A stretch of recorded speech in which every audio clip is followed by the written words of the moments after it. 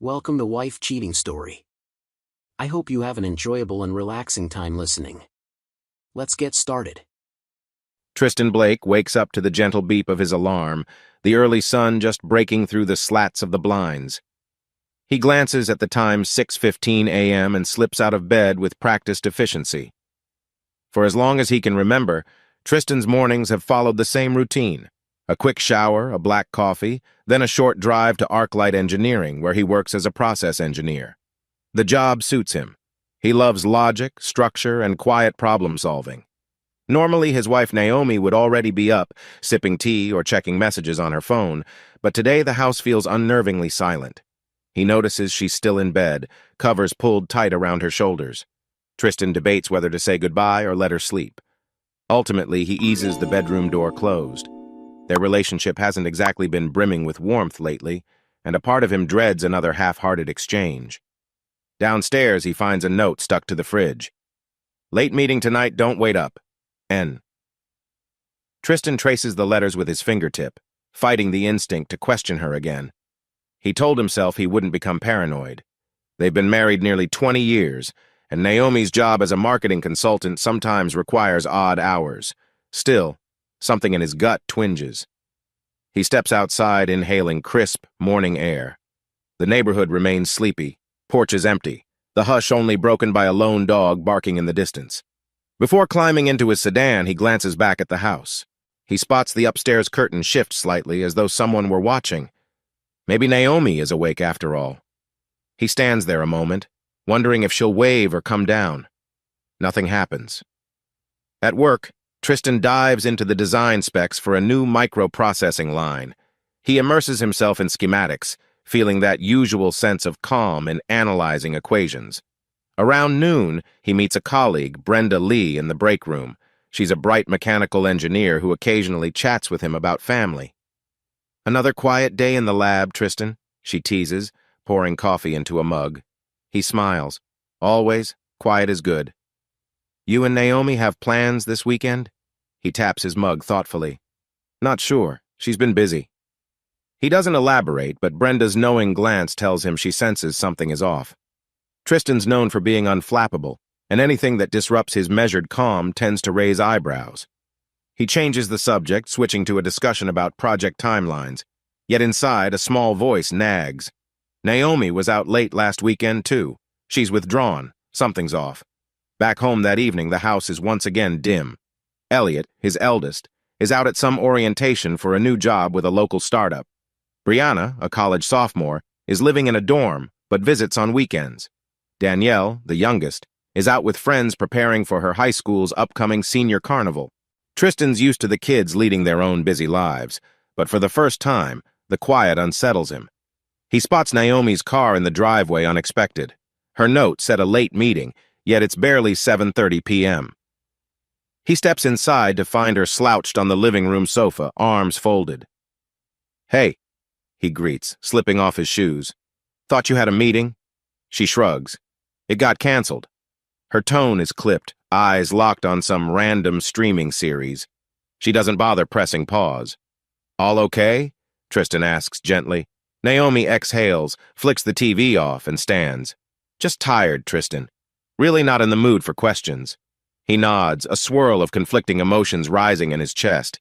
This standoffish reaction has become her norm, like she's perpetually irritated by his mere presence. Rather than push, he lingers quietly. Naomi leaves the room, muttering something about taking a bath. As her footsteps fade, Tristan stares at the dark TV screen, the reflection of a puzzled man gazing back. The next few days follow a pattern that only raises his unease. Naomi goes to bed early one night, then stays out late another. She's often glued to her phone. If Tristan nears her, she angles the screen away. In the mornings, she's distant, polite, but mechanical. She rarely asks about his work or the kids. Tristan tries not to overreact. After all, relationships have ebbs and flows. But he can't shake the sensation that Naomi's life is orbiting a different sun now, and he's stuck in the dark. That Saturday, Elliot comes home, proudly announcing his new role at a software firm. Over dinner, Tristan asks Naomi to share in the excitement. She smiles thinly, pushing food around her plate. "Congratulations," she offers listlessly. Elliot arches a brow, clearly noticing the tension. Danielle chatters about her upcoming senior year, from picking a class ring to final soccer tryouts, trying to fill the silence. Naomi excuses herself halfway through the meal. Tristan tries to carry on, but his appetite has soured. Later, while cleaning up, Elliot corners Tristan. "Dad, is something up with Mom?" Tristan draws in a breath. "She's just going through a phase, maybe. Stress from work. Let's give her space." Elliot frowns. "If you say so." At bedtime, Tristan tries to approach Naomi once more. He taps on the bedroom door, mild concern in his voice. "Naomi? You okay?" She's on her side, scrolling through her phone. "Fine, just tired." He hesitates. "We could watch a show together. I miss that." Without looking at him, she mumbles, "Not tonight," then flicks off the bedside lamp.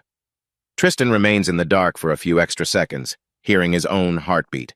Something intangible is slipping away, but he can't put his finger on it. If he pushes, she grows more distant. If he backs off, he feels complicit in the silence. The next morning, Tristan stands at the kitchen counter finishing coffee when Naomi breezes in, dressed for a weekend brunch with a friend, someone named Tessa, apparently. "I won't be long," she says, adjusting her coat. He nods, dread nipping at him again, but he keeps a neutral face. "Enjoy." As the door closes, Tristan takes his phone from his pocket. He scrolls through his contacts until he lands on Damon Cole's name. Damon has been a friend since college, solid, unflinching, the kind of guy who rarely judges. Tristan hovers over the call button. His instincts say it's time to confide, or at least voice his suspicions. But first he sets the phone down. If he does call Damon, it means acknowledging he suspects something deeper, something that might shatter everything. Is he ready? In the heavy stillness of the kitchen, Tristan stares into the silence. The house used to feel like a haven. Now it feels like he's a stranger waiting for a sign, or maybe waiting for confirmation that he's already lost the life he thought was so secure. He picks the phone back up and presses call.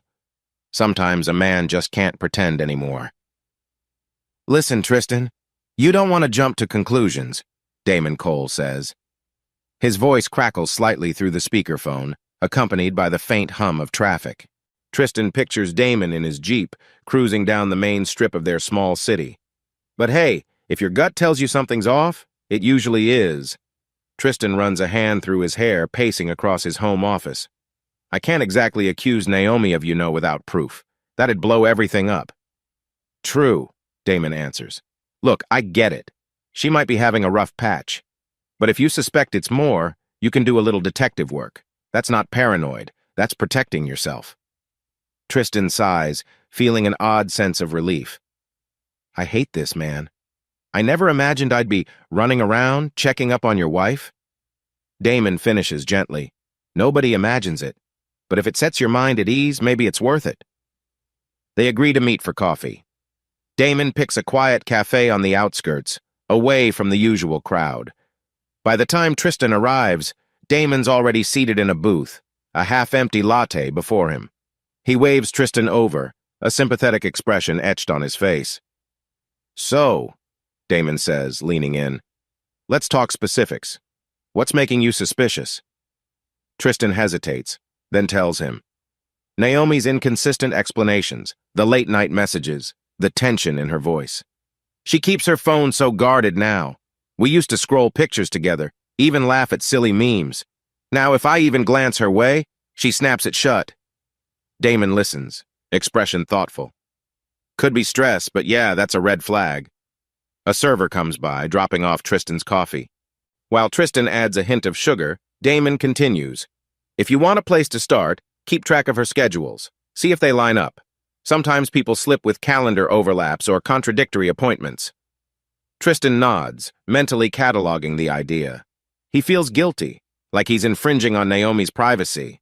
But a quiet voice inside tells him he's got to do something. "I just don't want to blow up my family on a hunch," he murmurs. "Elliot, Brianna, Danielle, they don't deserve that kind of bombshell if I'm wrong." Damon sets his elbows on the table. "Tristan, if I know you, you're not the type to jump to ridiculous conclusions. You follow evidence, so follow it."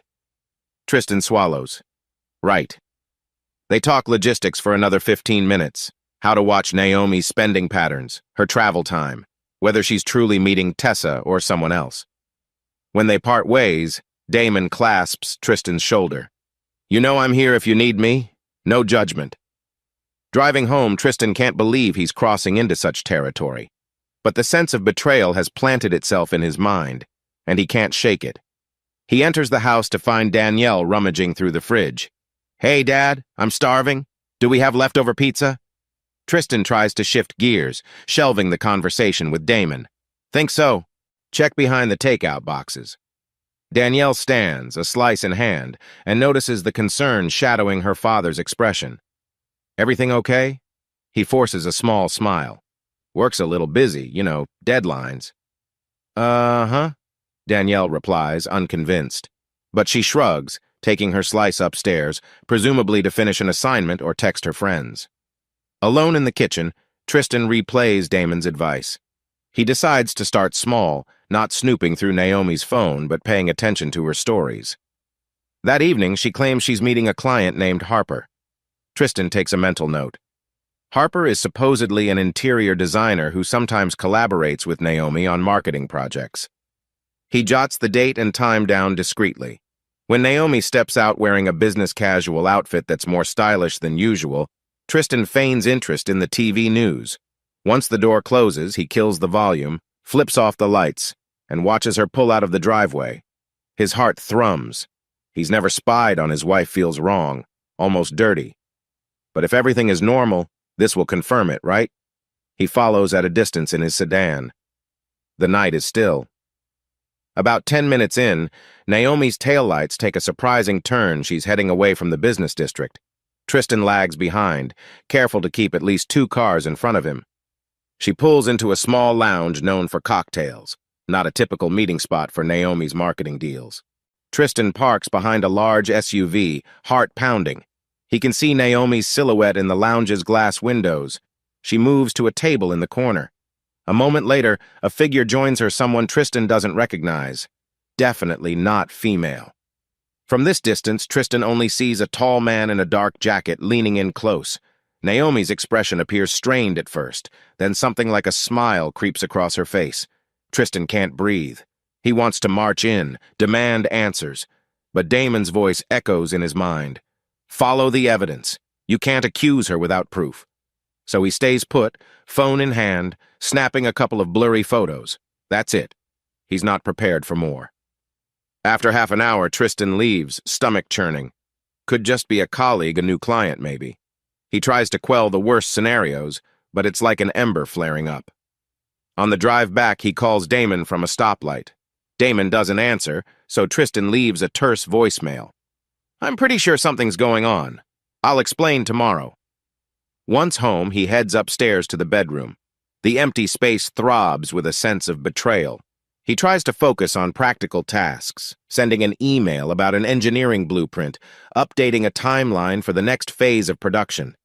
But his concentration fragments.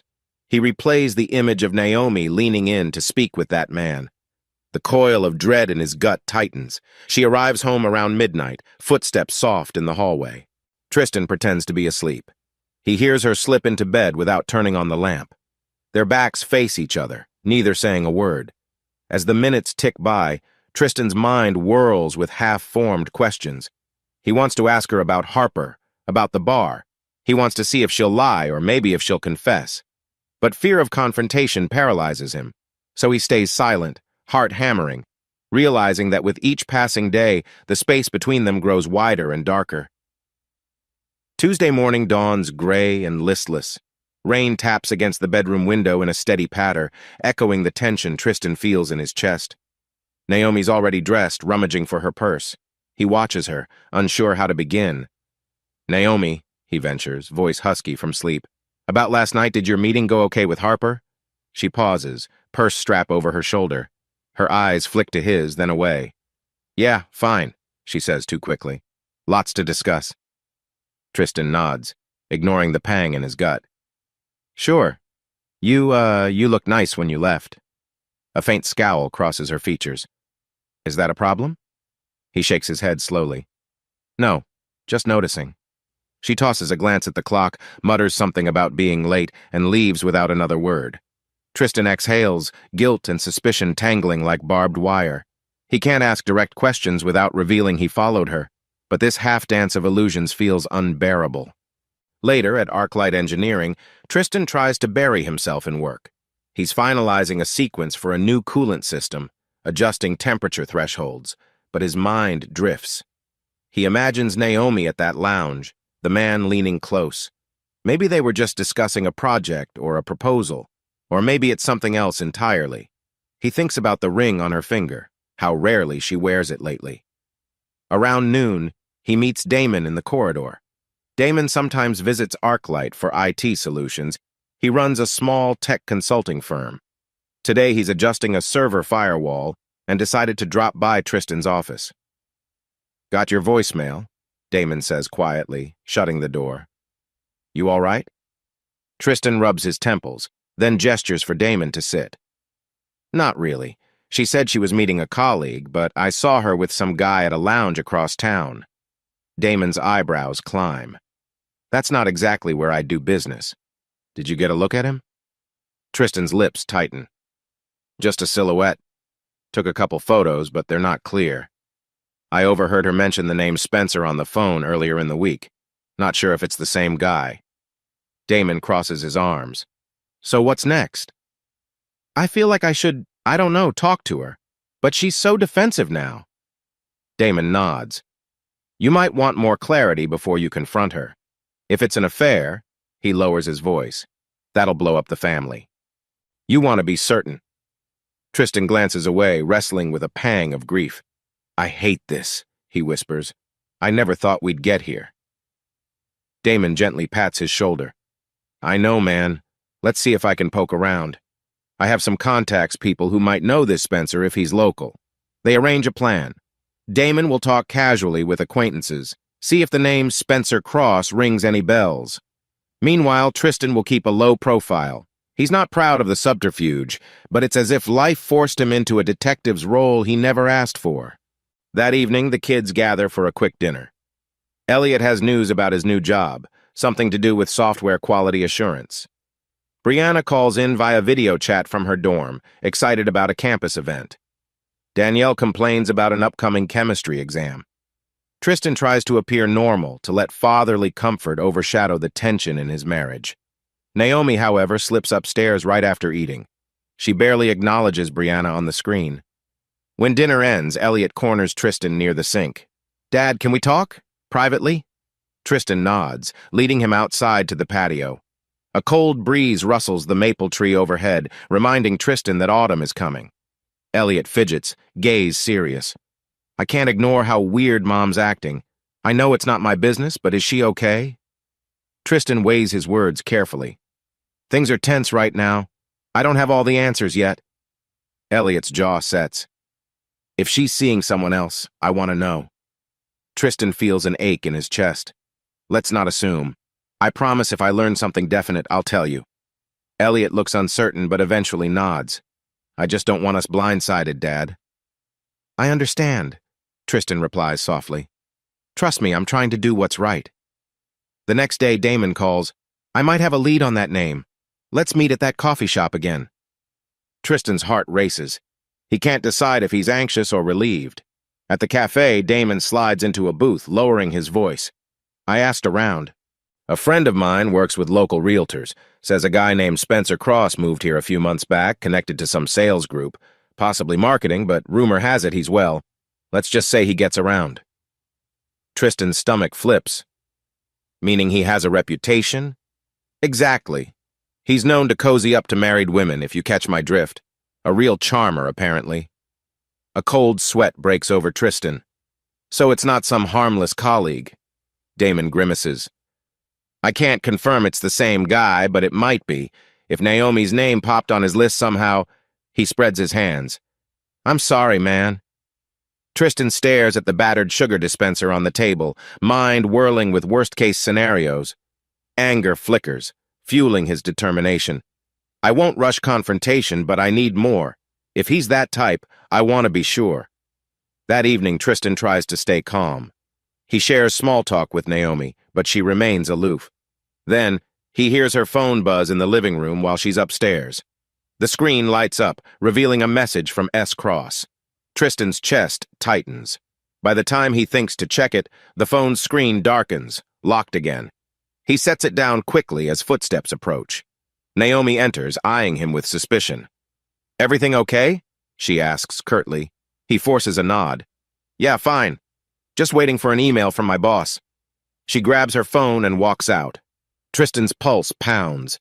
He's never been a jealous man, never rummaged through messages. But something about that name on the screen feels like a dagger in his chest. He doesn't want to fight her blindly, so he keeps the facade.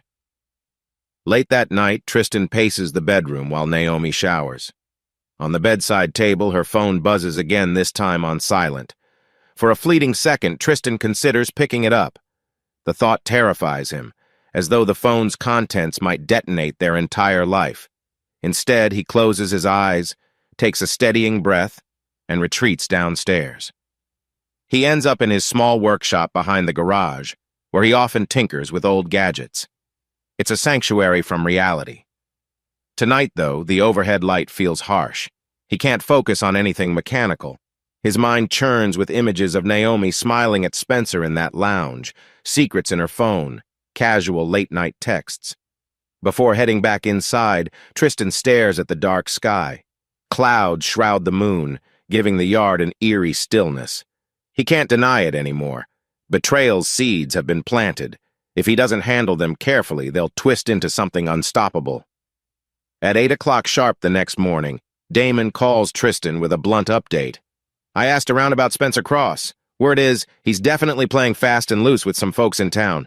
You want me to dig deeper?" Tristan's mind drifts to the text message glimpsed on Naomi's phone. "Yes," he says, voice tight. "If he's who I think he is, I need confirmation. Then I'll figure out my next move." They decide Damon will do more subtle digging, asking a mutual acquaintance who knows local sales reps. Meanwhile, Tristan keeps a mental notebook of Naomi's excuses. She mentions a last-minute lunch meeting on Wednesday, so Tristan notes the time she leaves and returns, checking if it lines up with typical marketing appointments. When she comes home an hour past schedule, she offers no clear explanation, only a shrug and a distracted wave. Tristan wrestles with guilt as he jots these details into an old engineering notebook, ironically labeled Measurements and Observations. It feels clinical, but it's the only way he can remain calm, treat it like a puzzle he must solve. Days pass, each laced with anxious vigilance. Late one afternoon, Damon shows up at ArcLight's reception area. He says it's urgent. They step into Tristan's empty office. Damon's eyes are somber. "Confirmed. Spencer Cross is definitely who your wife's been meeting, Tristan. My buddy saw them together at a bistro. Naomi introduced him as a business associate. Then they left in the same car." Tristan's jaw tightens. The floor feels unsteady beneath him. "So it's not just speculation." Damon's expression is apologetic. "I'm afraid not. I'm sorry." Though Tristan's heart clenches, a strange calm envelops him. "Okay," he breathes. "Next step. I need real evidence. Photos, times, something I can use if we head for a divorce." He can't believe he's saying the word divorce, but it looms closer every day. That evening, Tristan notices Naomi dressing up again. She's wearing a sleek black blouse and pencil skirt that rarely see daylight unless it's a special occasion. He feigns disinterest, focusing on his laptop at the kitchen table. "Big meeting tonight?" he asks casually. She nods, lips pressed tight. "We're finalizing a proposal with a new client." Tristan glances at the clock on the microwave. 6:15 p.m. right on schedule. He stands and moves to the window as she drives away. After a minute, he grabs his keys and heads to meet Damon, who's waiting at a corner gas station a few blocks from the restaurant Naomi frequents. They follow from a distance, Damon driving a battered SUV. Naomi's car eventually stops at a chic lounge by the riverfront. As Tristan anticipated, Spencer Cross emerges from a silver sports car, greeting Naomi with a quick, somewhat intimate gesture. Tristan can't see every detail, but enough to confirm it's not purely professional. Damon discreetly takes pictures from behind tinted windows, capturing Naomi and Spencer walking in together. They wait 20 minutes, tension thick in the stale car air. "Should we get closer?" Damon asks quietly. Tristan sucks in a breath. "No, this is enough for now. I need to accept what's happening." Another half hour drags by. The lounge door swings open, revealing Naomi and Spencer laughing, shoulders brushing. Damon clicks several photos. Tristan's stomach twists painfully at the sight. He's not sure if they're heading to dinner or just leaving together. He doesn't want to watch them vanish into the night. He signals Damon to drive off, heart feeling like a lead weight in his chest. Once Tristan is home, he can't pretend any longer. He knows Naomi is with Spencer. The illusions are gone. He sits in the living room, mind racing. The front door remains locked until well after 10 p.m. when Naomi finally returns. Tristan catches a whiff of perfume and a hint of alcohol as she walks past him. Her eyes reveal a flicker of unease, but she hurries upstairs without speaking. The next morning, Tristan checks his email and finds a message from Damon titled, "For Your Eyes Only." Attached are a few of the photos. Tristan's jaw tightens at the images. Naomi's smile, her hand lightly on Spencer's shoulder, the way they lean in. He downloads them to a password-protected folder, then deletes the email from his inbox. He wonders if Naomi senses the shift in him, because she avoids him more than usual. The kids notice, especially Danielle, who corners Tristan in the hallway. "Dad, is everything okay between you and Mom?" He musters a reassuring smile. "We're just dealing with some issues, honey. Focus on school, okay?" Her eyes flicker with concern. "I will. But you both seem so distant." Tristan opens his arms and Danielle steps into a reluctant hug. "We love you," he murmurs, "no matter what." While alone in his office later that night, Tristan feels the pressing need to decide on confrontation or waiting. Damon's words echo.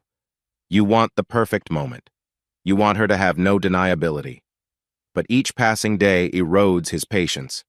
Finally, as he stares at the lined pages of his battered notebook, Tristan sets an ultimatum in his mind.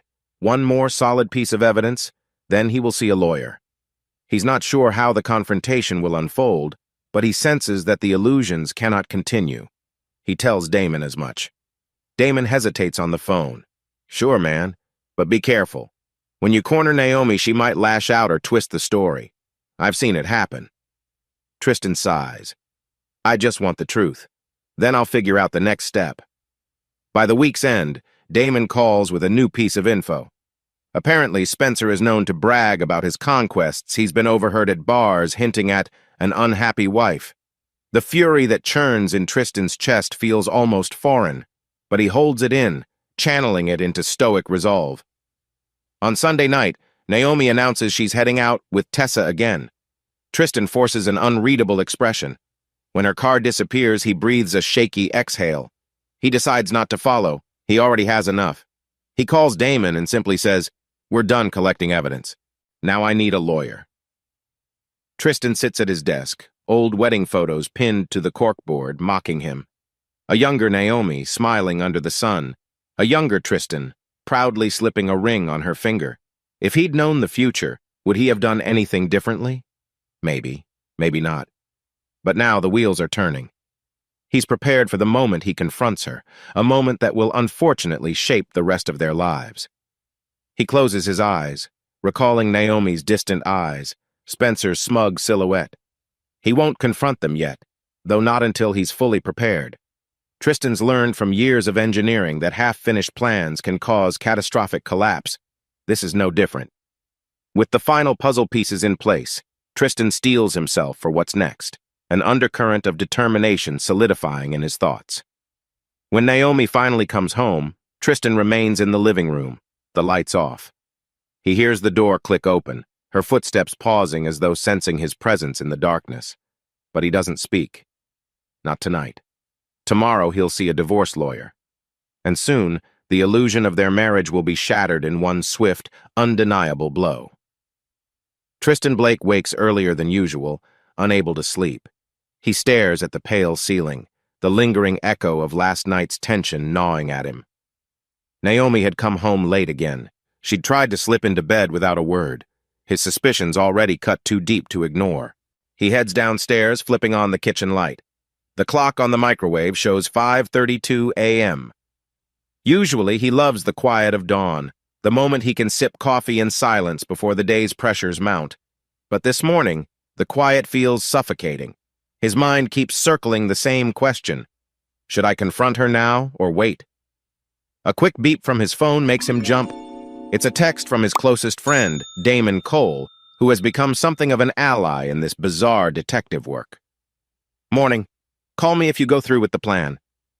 Tristan exhales, recalling the plan they hashed out. Follow Naomi, capture conclusive proof. No more distant snapshots or secondhand rumors. Real, undeniable evidence that he can trust in court if it comes to that. By 9 a.m., Tristan is at ArcLight Engineering, struggling to focus on design specs. He keeps glancing at his phone, half dreading, half expecting Naomi to send another vague text about working late. The hours crawl until lunch, when Damon appears by his cubicle. They exchange a terse nod and slip out to the parking lot. Let's do this carefully, Damon says, sliding behind the wheel of his Jeep. No wild car chase stuff. Tristan forces a tight smile. I'm not exactly the fast and furious type. They drive to a street near Naomi's marketing office. Damon parks discreetly behind a pharmacy. Tristan, heart-hammering, points out Naomi's car in the lot. He's already spotted Spencer Cross's flashy blue sedan a few spaces down, a color too bold for subtlety. The plan is simple. If Naomi and Spencer leave together, Tristan and Damon will quietly tail them. They won't barge in. They won't cause a scene. They just need photos that remove any shred of denial.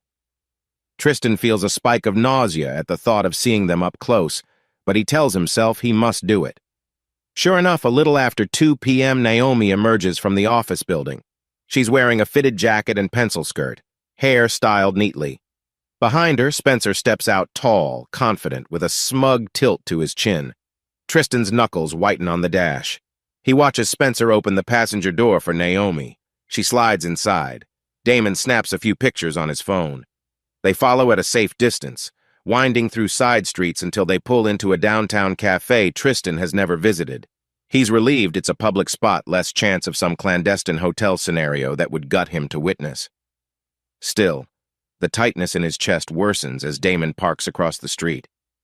Naomi and Spencer choose a corner table visible through a large window. Tristan feels like he's stuck in a grim slow-motion movie. Naomi leans in, expression animated, and Spencer's hand brushes hers. Damon's phone clicks every few seconds, capturing images.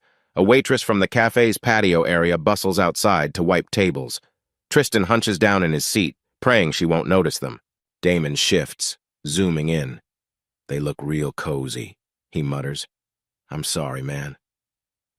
The worst moment comes when Spencer reaches out and tucks a stray lock of hair behind Naomi's ear. She smiles, a warmth Tristan hasn't seen on her face in months. Blood rushes hot to Tristan's cheeks, heartbreak surging. The final blow is Naomi's laugh, genuine, unguarded, a sound Tristan has missed desperately. After half an hour, Naomi and Spencer rise to leave. Damon manages to snap a final shot, Naomi's arm looped around Spencer's as they stroll back to the sedan. It's the picture that crushes all illusions. As they drive off, Damon lowers his camera. We've got it, he says. That's more than enough to confirm. You okay? Tristan says nothing at first, eyes fixed on the cafe's door. Then he swallows hard. I'm not okay, he admits, voice hollow. But I know the truth now. They continue trailing from a distance. Spencer's sedan glides through traffic, eventually stopping at a modest inn on the outskirts of town. Naomi follows him inside. Damon snaps one more photo of the inn's sign. Tristan clenches his fists, pain stabbing at his heart. He doesn't need to see more to guess why they're here. Damon flicks off his camera. We should go, Tristan. Tristan nods stiffly. I've seen enough. On the way back, the Jeep is silent except for the hum of tires on asphalt. Tristan stares out the window, replaying every detail. He feels betrayed, humiliated, furious, and heartbreak lurks under the anger. For a moment, he imagines confronting them right there, but the mental image is too painful. He grips the seat and tries to steady his breath. Think about your next move, okay? Damon says quietly as he pulls up in front of Tristan's house. Tristan rubs his temples. I will. Thanks for doing this. Damon nods, expression grim. I wish we never had to. Exiting the Jeep, Tristan stands on his driveway, noticing how normal everything looks. The quiet suburban street, a neighbor gardening, the faint buzz of a lawnmower down the block. Yet his world feels torn asunder. Inside, the house is empty. Elliot's at work. Danielle might be at a friend's, and Brianna's still away at college. Tristan sets his keys on the table and heads to the bathroom, splashing cold water on his face. He stares at his reflection, a man who's prided himself on logic, calm, and loyalty. Now, heartbreak twists his gut, and the illusions he clung to are dead. He paces the living room, mind whirling. She's truly with him. This wasn't just lunches or text messages. The memory of Naomi's bright smile aimed at Spencer stings more than anything. Tristan's phone buzzes. A simple text from Damon reading, "Call me anytime." He sets it aside. First, he needs to think alone. Pulling up the camera roll, Tristan can't help reviewing the pictures. Each image feels like a stab to the heart. The affectionate gestures, the warm conversation. It's all so final now. He supposes he wanted to cling to some faint hope, maybe it was just one slip, or maybe it was strictly business. But what he saw can't be undone. Eventually, Tristan sinks onto the couch, hands trembling. His chest feels tight, tears burning at the corners of his eyes. He's not a man who cries often, but the pain cracks him open. For a moment, he lets himself grieve the end of the marriage he thought he knew. Then, in the midst of heartbreak, his mind sharpens. He recalls Damon's words about next moves. He knows exactly what to do. The evidence is on his phone, and that means an attorney can confirm the viability of a divorce on grounds of adultery. Tristan clutches the phone, swallowing the lump in his throat. I never wanted it to come to this. But Naomi left him no choice. The living room fades around him, replaced by the cold resolve that sets in. Betrayal and heartbreak combine into a single, numbing clarity. He will protect himself, and if that means exposing Naomi's secrets, then so be it. 2 days later, Tristan sits in an unremarkable law office nestled in a modest downtown building. The waiting room smells like fresh paint. A bored receptionist occasionally glances at him over the top of her computer screen. He's holding a simple manila folder containing printed photographs Damon helped him enlarge. Each image is a shard of Naomi's betrayal. "Mr. Blake?" the receptionist finally calls. "Miss Meredith Jones will see you now." He follows her down a short hallway into a tidy office. Meredith Jones, a no-nonsense attorney with keen hazel eyes, greets him. She's in her mid-40s, wearing a professional black blazer. Her handshake is firm. "Tristan Blake, correct? Come in. Have a seat." Tristan sits, exhaling slowly.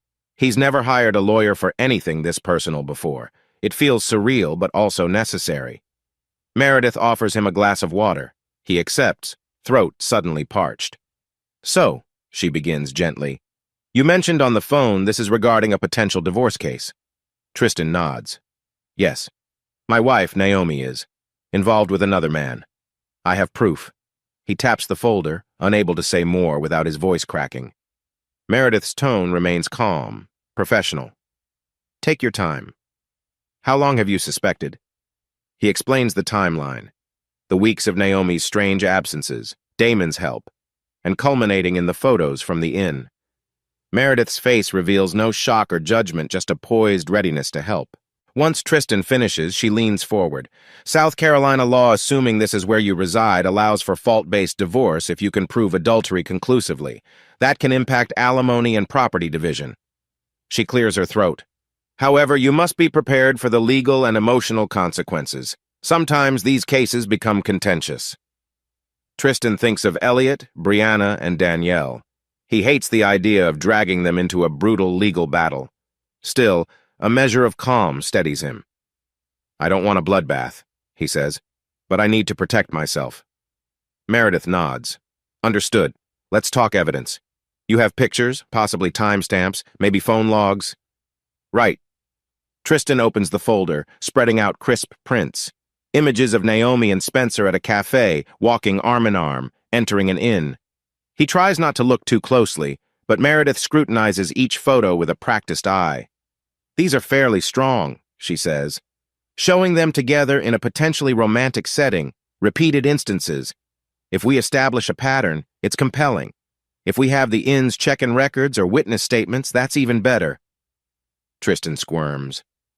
The idea of confronting the inn staff for receipts feels so invasive, but he recalls Damon mentioning people he knows in local hospitality. I might be able to confirm a record, he says, swallowing thickly. Meredith slides a legal pad across her desk, scribbling notes. It's your choice how you want to proceed. You can file a no-fault divorce if you want it simpler, but if you file under adultery, you might have leverage in negotiations. Could affect spousal support or settlement terms. Leverage. The word feels both empowering and heartbreaking. Tristan never wanted to see his marriage reduced to legal jargon, but Naomi's choices forced his hand. He steels himself. I believe I'll pursue adultery, he says quietly. She's lied to me, left me in the dark. I won't be naive.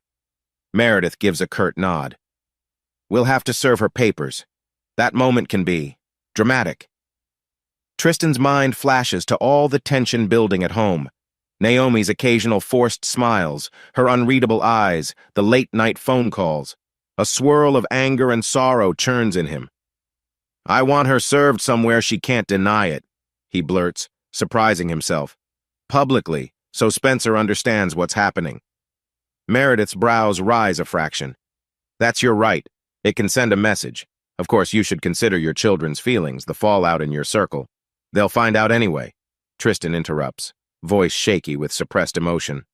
I'd rather do it cleanly once than let rumors swirl. Meredith nods, making another note. Understood. We can coordinate with the county sheriff's office.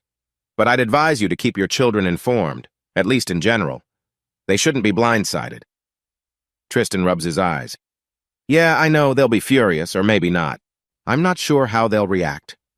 Meredith closes the file carefully.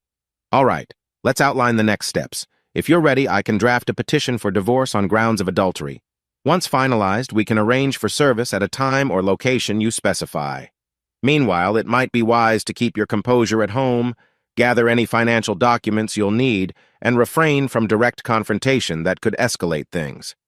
He exhales, as if deflating. I'll try. Naomi and I barely speak anyway. A flicker of sympathy crosses her expression. I've seen these situations many times. It's painful, but you seem level-headed. Keep in mind, your main advantage is your calm strategy. Don't let anger push you into rash decisions. Tristan nods slowly. Yes, I'll remember. Their meeting wraps up with a handshake. The crisp folder of evidence remains in Meredith's care, fueling the formal petition. As he steps back into the waiting room, Tristan's heart thuds with the realization there's no turning back. He's choosing the path of legal confrontation. Exiting onto the downtown street, Tristan notices the swirl of everyday life around him, office workers grabbing lunch, a street musician strumming guitar, a couple sipping iced coffee on a bench. The world still turns while his is in upheaval. For a fleeting moment, he envies these strangers' blissful normalcy. He walks to his car, recalling Meredith's words. Keep calm. He can't let hatred or heartbreak sabotage him. He must be systematic, just as he is at ArcLight analyzing data, identifying the best solution. That night in the quiet house, Tristan climbs into bed early. Naomi is out, again. He wonders if she's with Spencer, forging deeper betrayal. The thought cuts like a knife, but he forces himself to breathe, focusing on a new internal mantra. Don't lose control. A calm mind wins the day. He imagines the day Naomi is served, possibly in front of Spencer. The humiliation in her eyes might bring him a twisted sense of justice. Yet a pang of sadness lingers. He loved this woman once. The knowledge that he's planning a dramatic reveal of her betrayal conflicts with the memory of simpler times. But he sees no other way. Before drifting to sleep, he sends Damon a concise text. Met with the lawyer. Papers soon. Thanks. Then he stares at the ceiling, dreading how this will explode once Naomi faces the consequences she's invited. Barely a week passes before Tristan decides it's time to speak with his kids. He can't hold off any longer. The legal petition is nearly complete, and the service date looms. Elliot, Brianna, and Danielle deserve to hear from him directly, rather than second-hand rumors. It's a Saturday morning when he invites them to gather for brunch. Elliot shows up first, looking tired from his new software job. Brianna has driven home from her college dorm, yawning like she pulled an all-nighter. Danielle trudges downstairs in sweatpants, hair messy, as though she'd rather sleep in. They gather in the living room, the sunlight filtering through drawn curtains. Tristan offers them coffee and bagels, then settles on the armchair. An uneasy hush envelops them. "Dad?"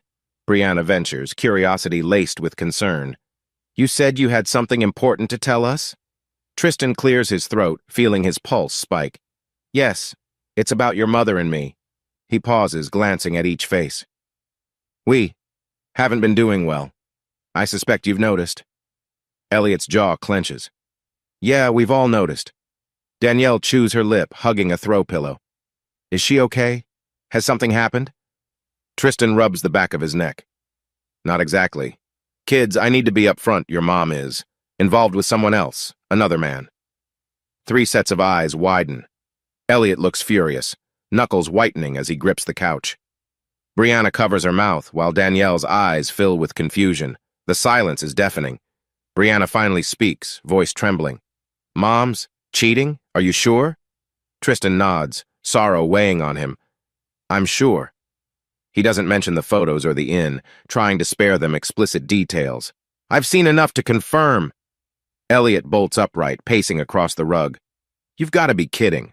Mom would never—" He stops himself, fists shaking. "Why haven't you confronted her?" Tristan sighs heavily. "I wanted concrete proof before I turned our lives upside down. I didn't want you all caught in false accusations if I was wrong." Danielle, usually quieter, says in a small voice, "So, you are divorcing her?" Tristan's heart clenches. "I've consulted a lawyer. Yes, I plan to file for divorce on grounds of adultery. This is something I never wanted, but here we are." Brianna's eyes well up. "But can't you talk? Fix it? Counseling or something?" Tristan's chest tightens. "I don't see a path forward anymore, honey. Your mother's already chosen to step away from me, emotionally and otherwise. I need to protect myself." Elliot scoffs, anger brimming. "Protect yourself? Man, protect all of us. Mom's been lying, letting us think everything's normal." He slams a palm against the wall in frustration. "What about clarifying it to her face?" Tristan stands, gently resting a hand on Elliot's shoulder. "I will confront her in a sense. She'll be served divorce papers soon." An uneasy hush returns. Danielle wipes away a tear. "It's not fair," she whispers. "Why'd she do this? We were a good family." No one has an easy answer. Tristan's gaze flits to the family photos on the mantel, vacations, birthdays, simpler times. "I wish I knew why," he murmurs. "But I can't change her choices." A tense hour follows. They move to the kitchen, nibbling at the brunch items Tristan prepared. Elliot pushes food around his plate, seething. Brianna stares into space, sadness rolling off her in waves. Danielle fields a text from a friend but sets the phone aside, too stunned to focus on anything else. Eventually, Elliot rakes a hand through his hair. "So, what do we do?" Tristan meets his oldest son's gaze. "Right now, just be aware. This is going to get messy when I serve the papers.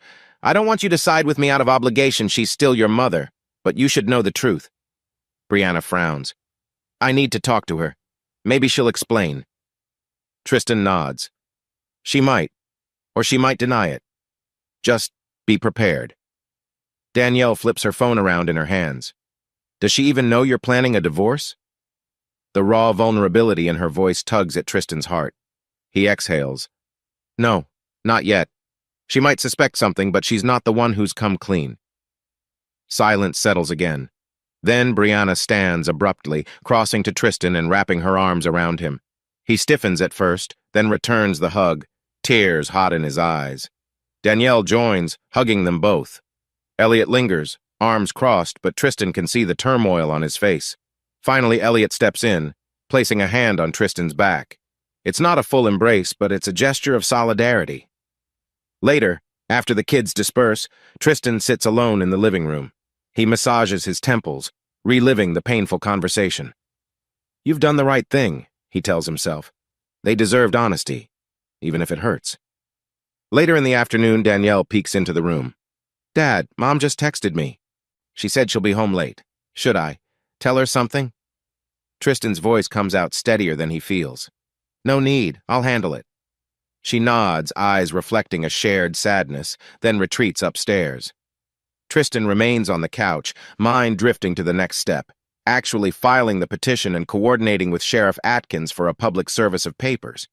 He knows it'll devastate Naomi's image, but the alternative is to keep it hush-hush while she continues her affair. He can't allow that. He feels a sense of finality. Telling the children was step one. The next steps involve legalities and heartbreak, but also a twisted sense of relief. The illusions are fading, replaced by an unavoidable truth. He is preparing for a battle he never wanted, but is determined to fight intelligently. At dinner time, the kids gather again, quiet but present. Elliot doesn't mention their mother, focusing on small talk about his job. Brianna helps with dishes, her eyes redrimmed.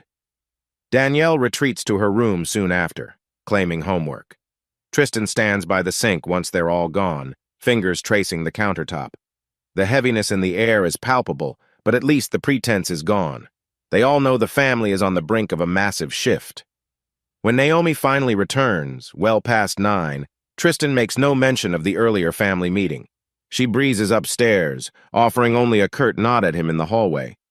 He wonders if she picks up on the tension or if she's too distracted by Spencer to notice. Regardless, the wheels are in motion now. Nothing can halt the avalanche he's set in place. In bed, Tristan struggles to sleep, replaying the kids' pained expressions. Guilt knots in his stomach, but also a quiet resolve. He's protecting their future, in a way standing up for a baseline of respect. If that means a painful confrontation, so be it. The following week feels like the hush before a storm. Tristan finalizes the paperwork with Meredith Jones. She arranges a specific day for Sheriff Atkins to serve Naomi in a public setting. Tristan's not entirely comfortable with the drama, but he acknowledges it might be the clearest way to cut through Naomi's denial. Every night he sleeps fitfully, visions of possible confrontations dancing behind his eyelids. Finally, the day arrives. Meredith texts Tristan a single line that morning.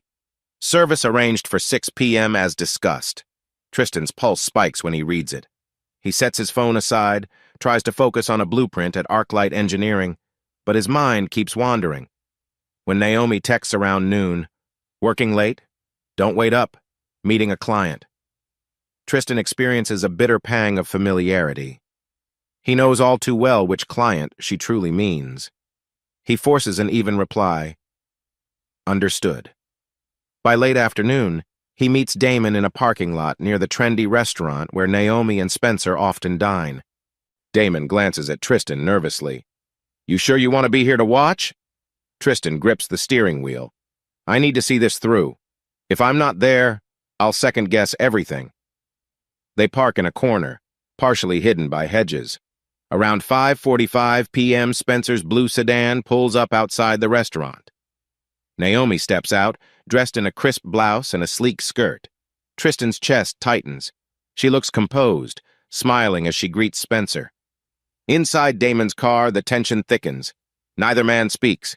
Tristan glimpses Naomi and Spencer taking a cozy corner table through the large windows. A swirl of anger and sadness envelops him. This is the final scene of their charade. Right on cue, a county patrol car glides up. Sheriff Atkins steps out, adjusting his belt. He's a sturdy man in his 50s, known to be level-headed but firm. Tristan recognizes him from a community event years back. The sheriff confers briefly with Meredith Jones, who is stationed discreetly near the restaurant entrance. She hands him some documents. Tristan's breath catches. This is it. The sheriff marches into the restaurant. Through the windows, Tristan sees Atkins scan the crowd, spot Naomi and Spencer, then approach with purpose. Naomi's brow furrows at the intrusion. Spencer looks confused, glancing from Atkins to Naomi. The sheriff speaks. Tristan can't hear the words, but he imagines the formal line. Naomi Blake, you've been served. In that moment, Naomi stiffens, face draining of color. Across the table, Spencer's expression shifts from smug confidence to startled alarm. A hush falls over the diners near them. Some try to appear oblivious, others openly gawk. Naomi's eyes dart around, possibly realizing the entire restaurant is catching a glimpse of her personal shame. Spencer stands abruptly, looking ready to protest. but the sheriff simply hands over the papers calmly. Tristan bites down on the inside of his cheek so hard he tastes copper. He loathes the public spectacle, yet a part of him feels grim satisfaction. He wonders if Naomi is replaying all her lies, seeing them laid bare under the harsh light of official action. Through the window, he sees her mouth forming words, maybe, "What is this?" or "There must be a mistake." Meanwhile, Spencer steps back, glancing over the heads of curious onlookers. He's clearly unsettled. The sheriff gives a polite nod and departs, weaving past stunned patrons. Naomi stands, holding the stack of documents in a trembling grip. Her lips move rapidly as she fires questions at Spencer, or maybe at no one in particular. Spencer tries to place a hand on her shoulder, but she jerks away, fury mingling with panic. Tristan catches a glimpse of tears in her eyes. At the door, Meredith discreetly meets Atkins's gaze, presumably confirming the service is complete. Then she slips out. Damon places a hand on Tristan's shoulder, voice hushed. "Let's go, man." "Oh, you've seen enough." Tristan swallows hard. One more minute. Inside, Naomi and Spencer appear to argue. She's gesturing at the papers, probably reading the words adultery and divorce petition. Spencer rubs his temples, glancing around as if embarrassed. Nearby, diners pretend not to stare, but hushes of curiosity sweep the room. Tristan finally nods to Damon. "Okay," he whispers, voice taut. They start the car, driving away in silence. Tristan forces himself not to look back, a swirl of emotions roiling in his gut, relief, regret, sadness, and an undeniable surge of vindication. They pull into a quiet side street. Damon cuts the engine. "You all right?" Tristan closes his eyes, leaning his head against the seat. "I don't know. I felt triumphant for a second, then sick. It's not how I pictured my life." He exhales shakily. "But it's done." Damon squeezes the steering wheel. "You stood up for yourself, for the truth. That counts." Nodding, Tristan stares at the passing cars. "I just hope the kids handle it okay. This is going to blow up. Naomi will come home furious. Spencer might escalate." Damon nods. "You'll handle it. One step at a time." Tristan thanks him softly, then steps out onto the curb. He stands there, letting the faint breeze carry the lingering tension.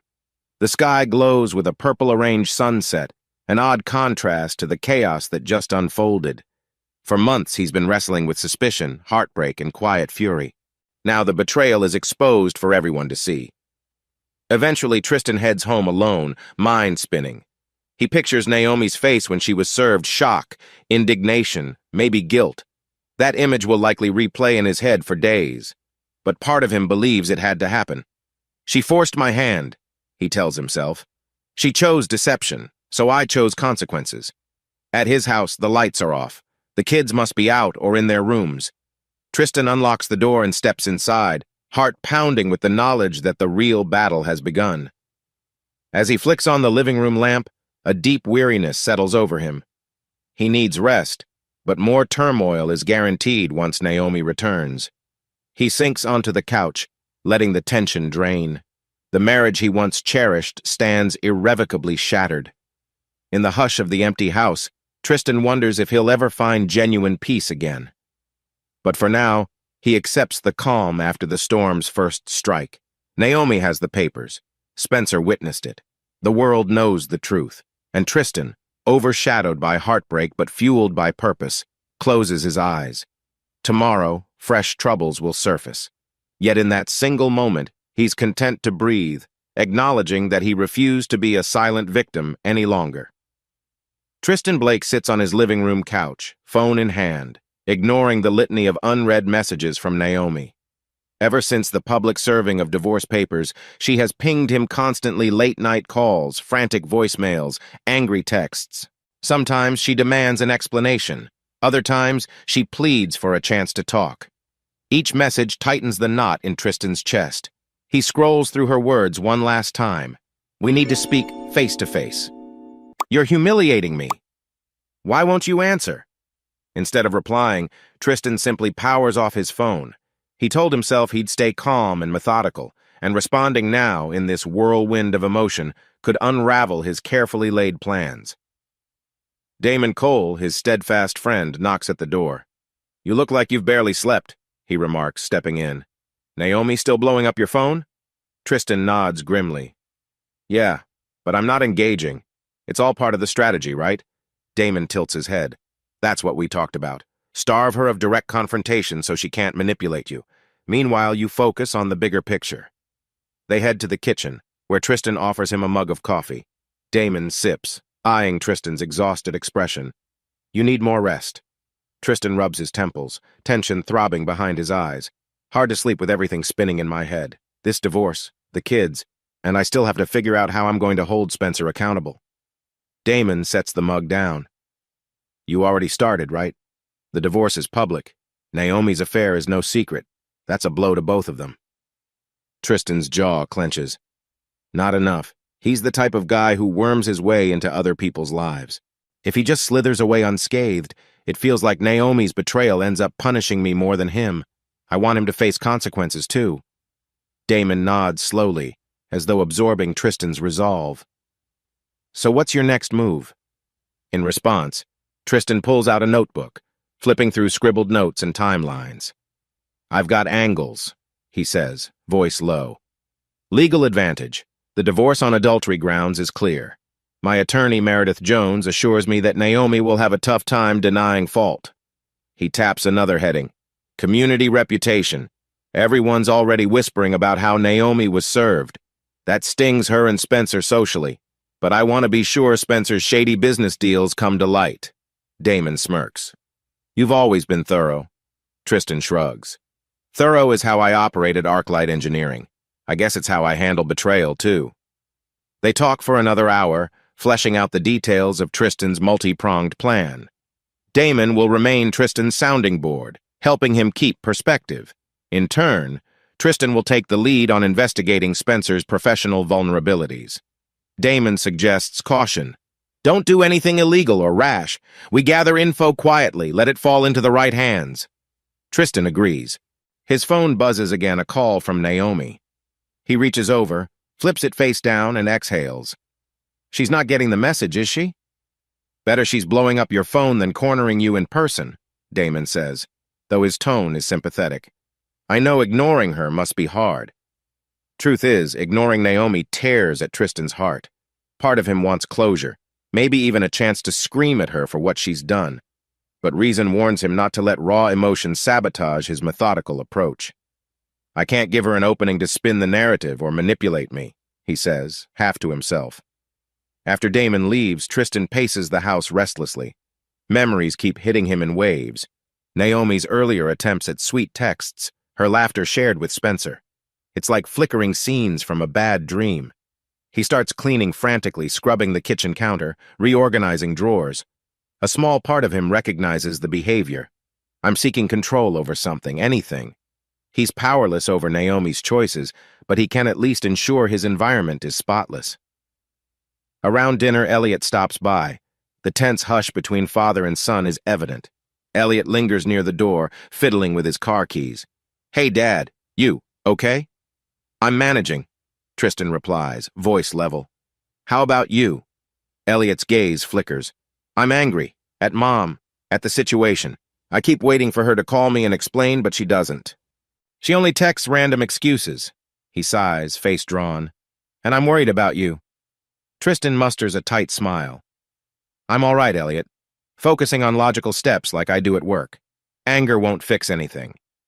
Elliot studies him for a moment, then nods. "Well, just know I'm here, if you need help with anything." They share a brief, awkward hug.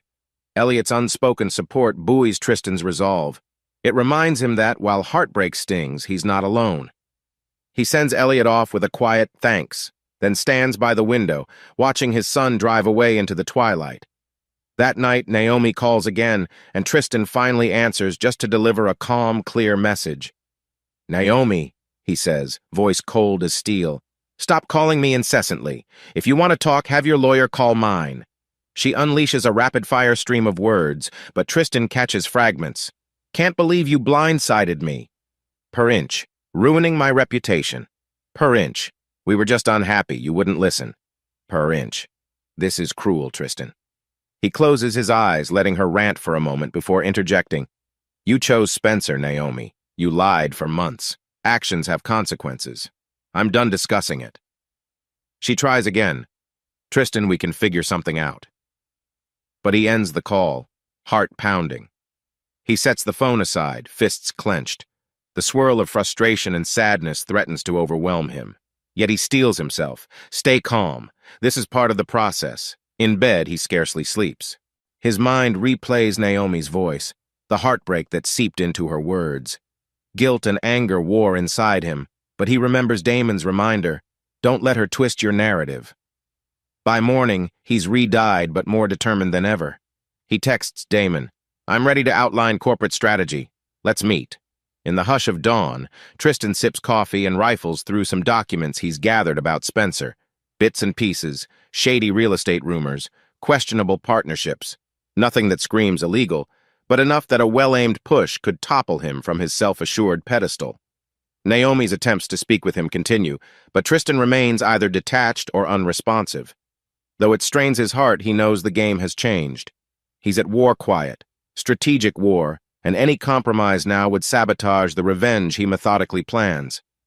He glances at the divorce papers pinned to a bulletin board in his home office. The official language is stark, pointing to adultery as grounds. It's the legal basis of everything he's doing.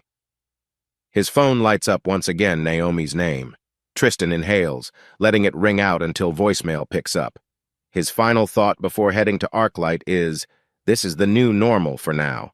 Naomi wants to talk, but Tristan has bigger moves to make. He may be battered by heartbreak, but he's forging a path that will ensure neither she nor Spencer escape unscathed.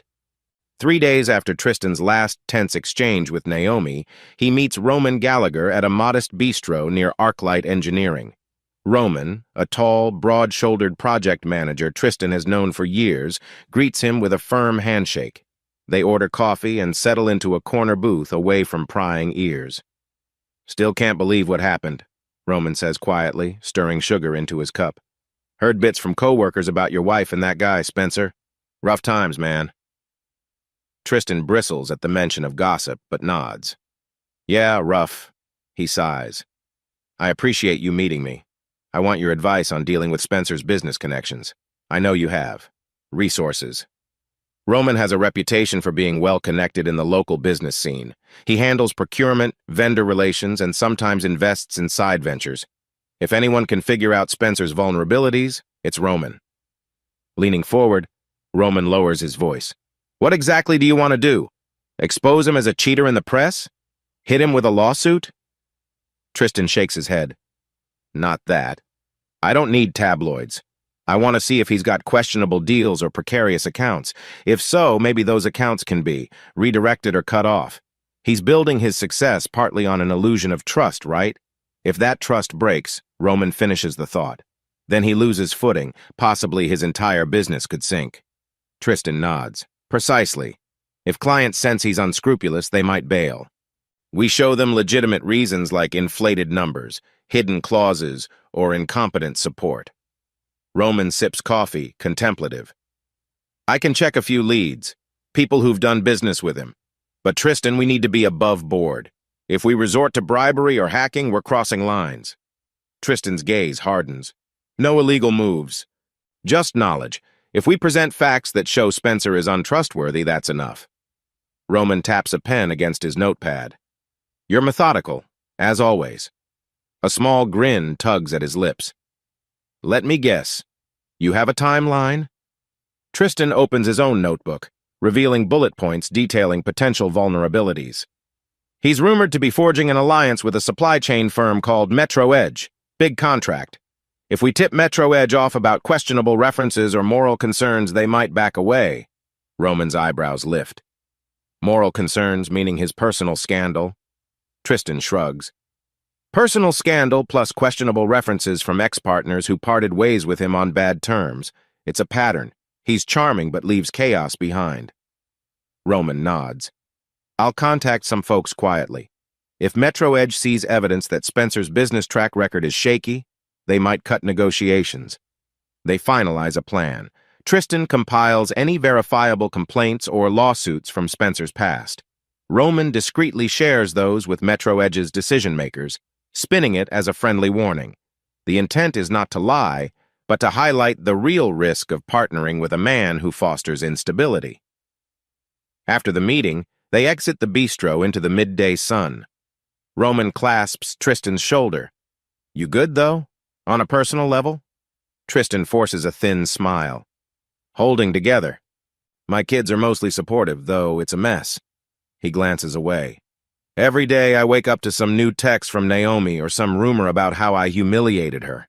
But I keep telling myself it's the price I pay for the truth." Roman offers a sympathetic nod. "Call me if you need anything else. I'll do my homework this week." Tristan heads back to Arclight, mind buzzing. He passes Brenda Lee in the corridor. She gives him a look of concern. "Hey, Tristan, you, look intense. Everything okay?" He musters a neutral tone. "Just a lot on my plate. Work deadlines, personal stuff." She hesitates. "Rumors are flying about your situation. People can be nosy. If you need an ear, I'm around." "Thanks," he replies softly, appreciating her kindness. But he doesn't linger. He has tasks to finish and a revenge plan to orchestrate. Over the next few days, Tristan and Roman text updates. Roman discovers that Spencer's existing contracts include a huge distribution deal with a local manufacturing group, Halcyon Indust. One call to a manager there reveals dissatisfaction with Spencer's unresponsiveness. "Halcyon's not locked in," Roman reports. "We could nudge them to sever ties." Tristan senses the potential for a domino effect. If Spencer loses Halcyon, it might scare Metro Edge away. He can almost visualize Spencer's business empire crumbling. The thought brings a fierce satisfaction, though he tries not to let it turn into blind spite. This is strategic, not impulsive. Meanwhile, Naomi's texts turn from angry to desperate. One morning, Tristan steps out of the shower to see a new message. "Tristan, can we at least talk about living arrangements? The kids are upset." He reads it twice, chest tightening. She's the one who cheated, and now she wants to discuss living arrangements? He's tempted to respond with a scathing remark, but instead, he deletes the notification. Let her deal with his lawyer. That evening, Roman calls with interesting news. "I had a chat with someone who used to work for Spencer. They claimed Spencer doctored some financial statements to impress bigger clients. No proof yet, but it's a lead." Tristan's heart pounds. "If that's real, we could sink him. But I need hard evidence or credible witnesses." Roman agrees to keep digging. They plan another in-person discussion soon. Tristan ends the call, leaning back on his couch, an odd sense of purpose thrumming in his veins. For the first time since this nightmare began, he feels on offense, no longer just reeling from Naomi's betrayal. Still, a pang of guilt nags him. He's effectively orchestrating the downfall of a man Naomi chose over him. Some nights he wonders if he's letting vengeance warp him. Then he recalls her phone calls and Spencer's smug face and steels himself once more. This is about justice, or at least the closest thing to it. One night, Elliot stops by unexpectedly, noticing Tristan's scattered notes. "What are these?" Elliot asks, picking up a page listing potential business deals. Tristan hesitates, then says quietly, "Research. I'm making sure the man your mother got involved with faces the consequences of his actions." Elliot's eyes widen. "Is that even legal?" Tristan offers a faint smile. "I'm not breaking laws, just unveiling the truth." Elliot sets the paper down with a conflicted look. "Dad, be careful. I don't want you crossing a line you can't come back from." Tristan nods gravely. "I appreciate the concern, but trust me, I'm not stooping to real crime or anything. I just can't let him walk away unscathed." Elliot rests a hand on Tristan's shoulder. "All right, I guess this is how you're handling things. Just don't lose yourself in it." After Elliot leaves, Tristan stands by the kitchen window, sipping tea. "Don't lose yourself," Elliot said. Tristan knows it's a risk. He's always been logical, not ruthless. But heartbreak changes a person. He wonders if Naomi or Spencer ever considered the quiet man they were underestimating, the one capable of turning logic into a weapon. He finishes his tea, sets the cup down with a click. Tomorrow he'll reconvene with Roman, gather more leads, finalize the next step. The plan is in motion, and he intends to see it through to the end. A cool drizzle patters on the windows of Tristan's house when, late one Friday evening, His phone lights up with a call from an unknown number. He hesitates, suspicion prickling his gut. Could be a spam call, he thinks, but something nudges him to answer. A tense, familiar voice comes through the speaker. "Tristan, it's Spencer Cross." Tristan's entire body tenses, as though an electric current just coursed through him. He's never spoken to the man directly. Everything he knows is secondhand or gleaned from Naomi's betrayal. His mind races. How did he get my number? Why is he calling now? "What do you want?" Tristan says, voice flat. Spencer exhales into the phone. "I want you to stop whatever game you're playing. You're messing with my business. I know you've been digging around, contacting people." Tristan tightens his grip on the phone. "I'm not sure what you mean." "Cut the crap," Spencer snaps, frustration evident. "Halcyon Indust is suddenly hesitant to renew our contract. Metro Edge is holding off finalizing a deal. Rumors are swirling about my credentials. This didn't just happen by coincidence. You're pulling strings." Tristan's lips twist into a humorless smile. He's strangely pleased to hear the tremor in Spencer's voice, fear, anger, or both. "If your business is so stable, a few rumors shouldn't hurt you." A pause, then Spencer's voice drops lower. "Don't push me, Tristan. I know you're hurt about Naomi, but this is going too far." Tristan wonders if Spencer sees the irony of claiming Tristan is going too far, given Spencer's role in tearing apart Tristan's marriage. He steels himself. "You made a choice to get involved with another man's wife. Actions have consequences." Spencer scoffs. "She was unhappy. You weren't giving her what she needed." A hot surge of rage flares in Tristan's chest. "Don't pretend you know the dynamics of my marriage. You stepped in because you thrive on stealing what isn't yours." Spencer's reply is almost a growl. "I'm calling to warn you. Keep sabotaging me. I'll retaliate." "How?" Tristan challenges. "By sleeping with more married women? Or maybe you'll feed lies to the press. Go ahead, try. My kids and I already know the truth." Spencer hesitates, clearly not expecting Tristan's calm ferocity. After a beat, he says, "You don't want to make an enemy out of me." Tristan's jaw clenches. "Too late. If you threaten me again, I'll bring even more facts to light." He ends the call before Spencer can respond, heart pounding like he just ran a marathon. He paces the living room, adrenaline coursing. That was the first direct contact he's had with Spencer. The man's arrogance radiated through the phone, but Tristan also sensed desperation in Spencer's words. He's feeling the pinch. Good. Later that night, Damon calls, saying he heard from a friend at Halcyon Indust. "They're definitely backing away from Spencer," Damon says. "The execs are worried about his credibility. This is going exactly as planned." Tristan explains Spencer's threatening phone call. Damon exhales sharply. "Watch yourself, man. He could escalate." Tristan nods to no one in particular, eyes scanning the dark yard outside his window. "I won't be careless, but I'm not backing down." Over the weekend, Naomi tries to ambush Tristan at home. He's sorting mail in the foyer when she barges in, tears brimming, phone clutched in her hand. "Why did you ignore me? We need to talk about the kids, the house, everything." Tristan steps back, swallowing the knot of hurt that surfaces whenever he sees her face. "We can talk through lawyers," he says evenly, or in short, polite phone calls if it's strictly about the kids. She trembles, anger flashing. "You're destroying Spencer's livelihood, Tristan. You know that, right? I heard him on the phone, cursing your name. You want to ruin him?" He meets her gaze. "I'm showing him the same mercy he showed me." She flinches. "That's not you. You've never been vengeful." Tristan's voice holds steady, though inside he's shaken by her accusatory tone. "No, I wasn't until you tore our marriage apart." Naomi's lips pressed together, tears streaming. "I'm sorry for hurting you, I truly am. But can't you see this is going too far? We're all suffering." A bitter laugh escapes him. "Yes, we are, because you made a choice. Now you want me to fix it by forgiving and forgetting? I can't." She looks hollowed out by guilt or despair. Tristan can't tell which. "I never meant for this," she whispers. "That's what people always say after the damage is done." He gestures toward the door. "Please, Naomi, leave. Contact me through Meredith if you need something official." She stares at him, heartbreak mingled with frustration. Then, without another word, she turns on her heel and leaves, the echo of her footsteps in the hall. Tristan sags against the wall, tears threatening. Even after everything, seeing her raw pain tugs at him. But he steels himself. This is necessary. At work Monday morning, Tristan overhears co-workers murmuring about Naomi.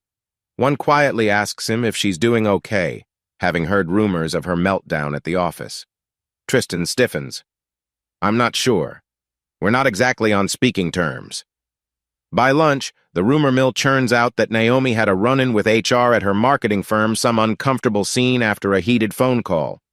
Tristan tries not to dwell on it, but can't entirely banish the mental image of Naomi unraveling in her workplace. He's not sure whether to feel pity or grim satisfaction. That evening, Damon drops by, holding a stack of notes. I talked to Roman. He's got more. Spencer's biggest prospective contract, Metro Edge, is on pause. They're spooked by some flagged references. Roman even suspects they might sign with a competitor next week. That's a major blow for him. Tristan exhales, relief commingling with a strange sadness. Then it's working. Damon nods. Yes, it is. But I had a weird call from a buddy at the police department. Spencer apparently made a complaint that you're stalking him or interfering with his business. It's not an official charge, just rumor. But watch your back. Tristan's not surprised. He's flailing, trying anything to scare me off.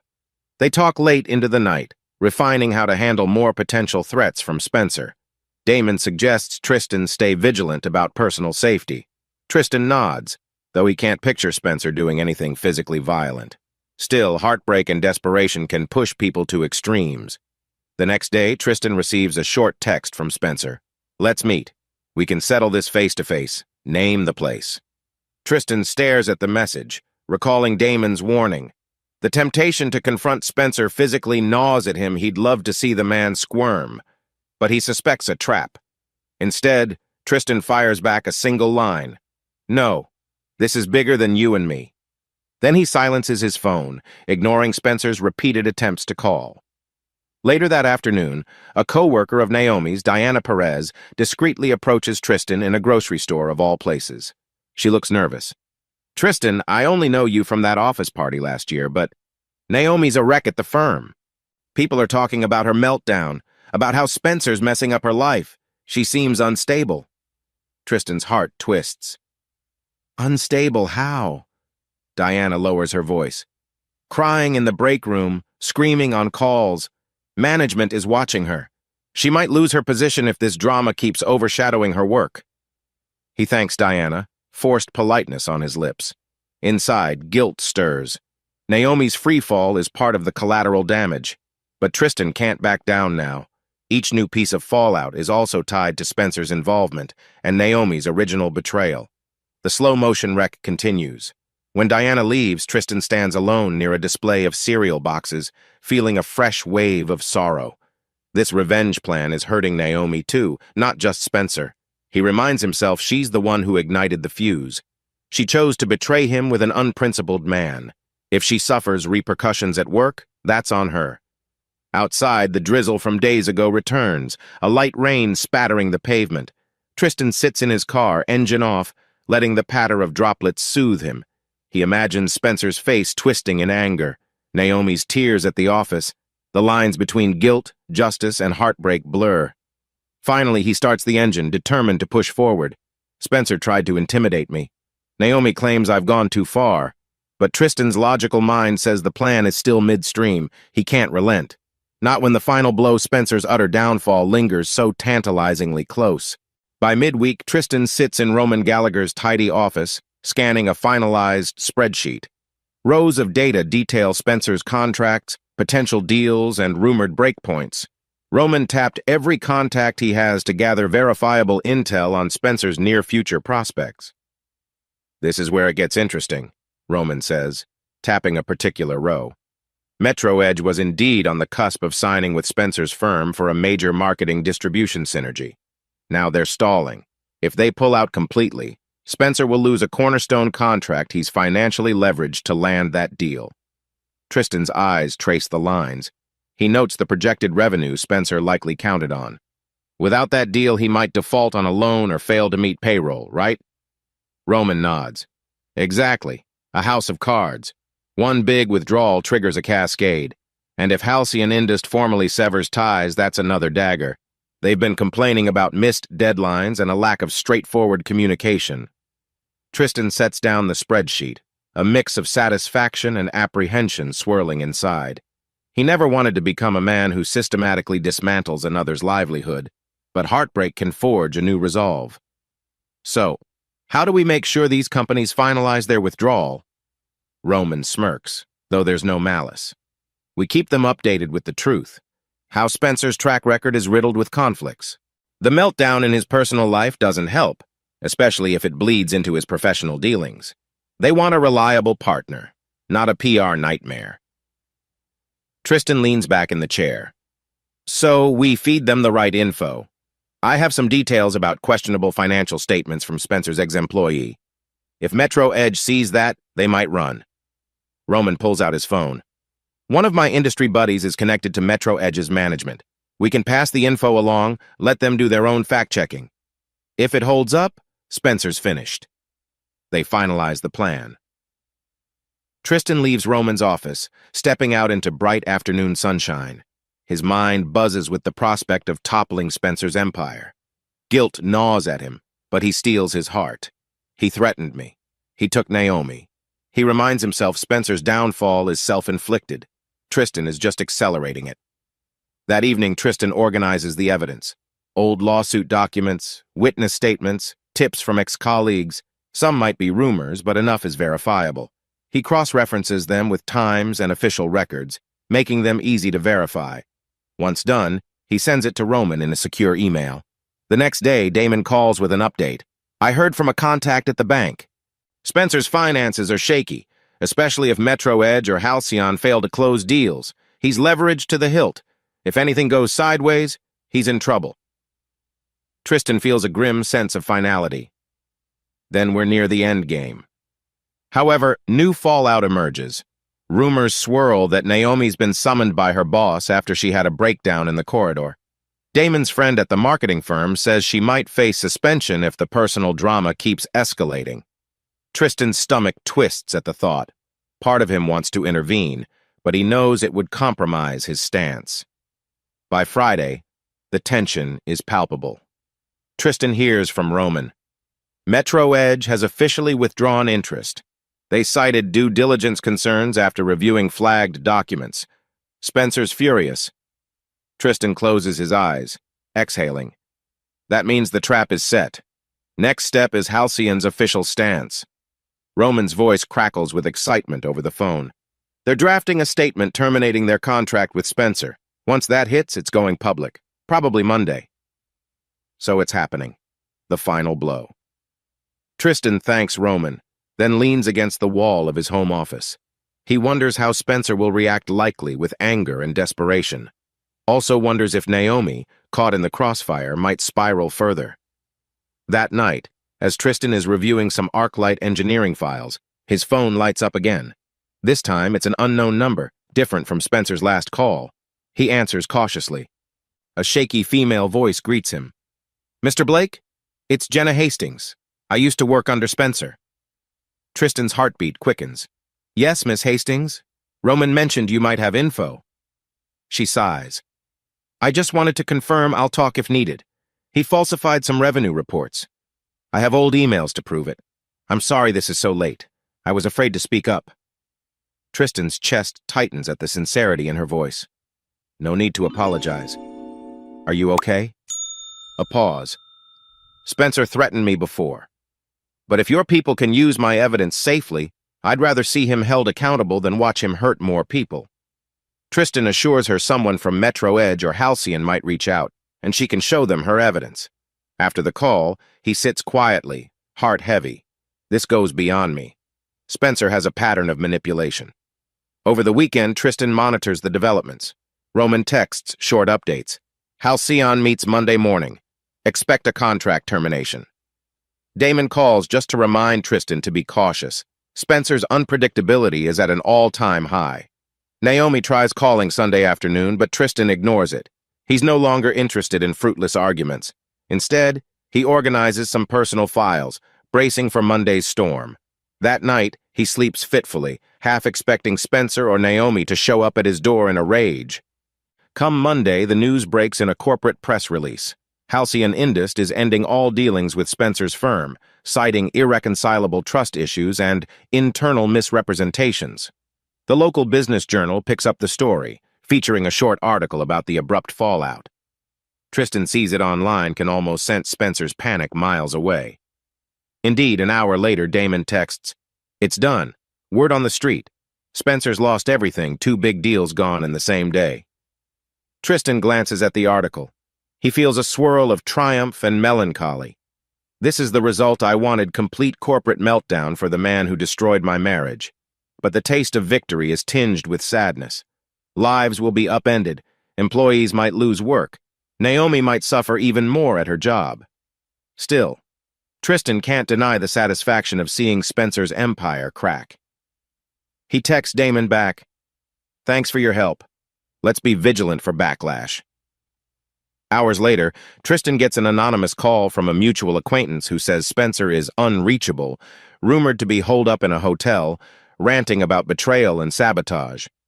Tristan wonders if Naomi is by his side or if they've turned on each other. That evening, Tristan stands on his porch, gazing at the soft glow of street lamps. He can sense the calm after the storm, though he expects aftershocks. The trap was set, and Spencer fell right into it. Corporate withdrawal hammered him where it hurts his pocketbook and reputation. Exhaling, Tristan heads inside. For the first time in months, he experiences a fleeting sense of closure.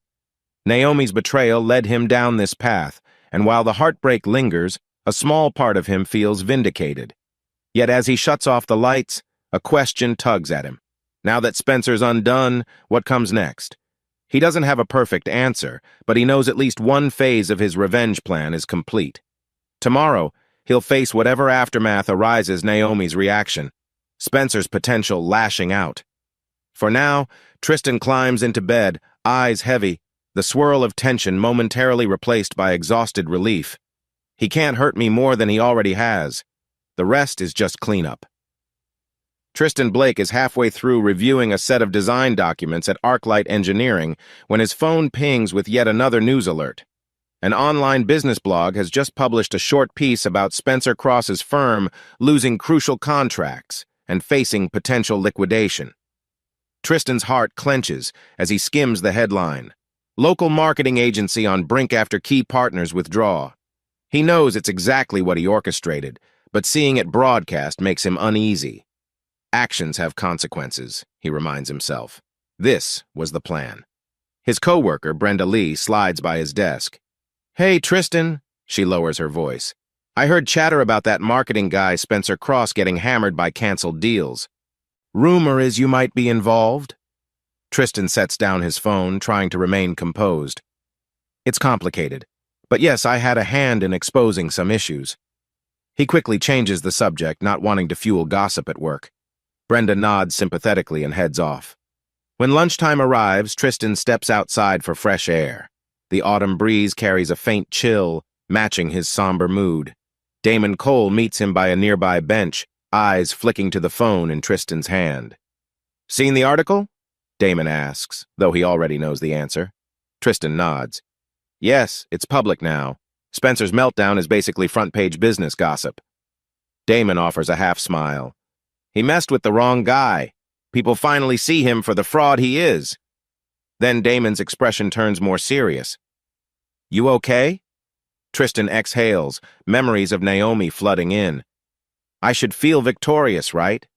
But part of me is just drained." They chat briefly about the final stages of Spencer's downfall. Damon warns that Naomi might lash out as tensions at her workplace mount. Tristan glances at the sky, thinking about how swiftly life can unravel. "She sowed this. I hate that she's hurting, but I can't fix it for her." That afternoon, Tristan receives a call from Diana Perez, the co-worker of Naomi's, who once gave him a heads-up about Naomi's breakdowns. She sounds flustered. "Tristan, Naomi's having a really bad day. The entire office knows about the affair now. Someone saw a photo of her with Spencer in that blog piece, and it spread like wildfire." Tristan's gut twists. So they're ostracizing her? Diana sighs. In a way. Some people pretend to pity her, but honestly, it's turning ugly.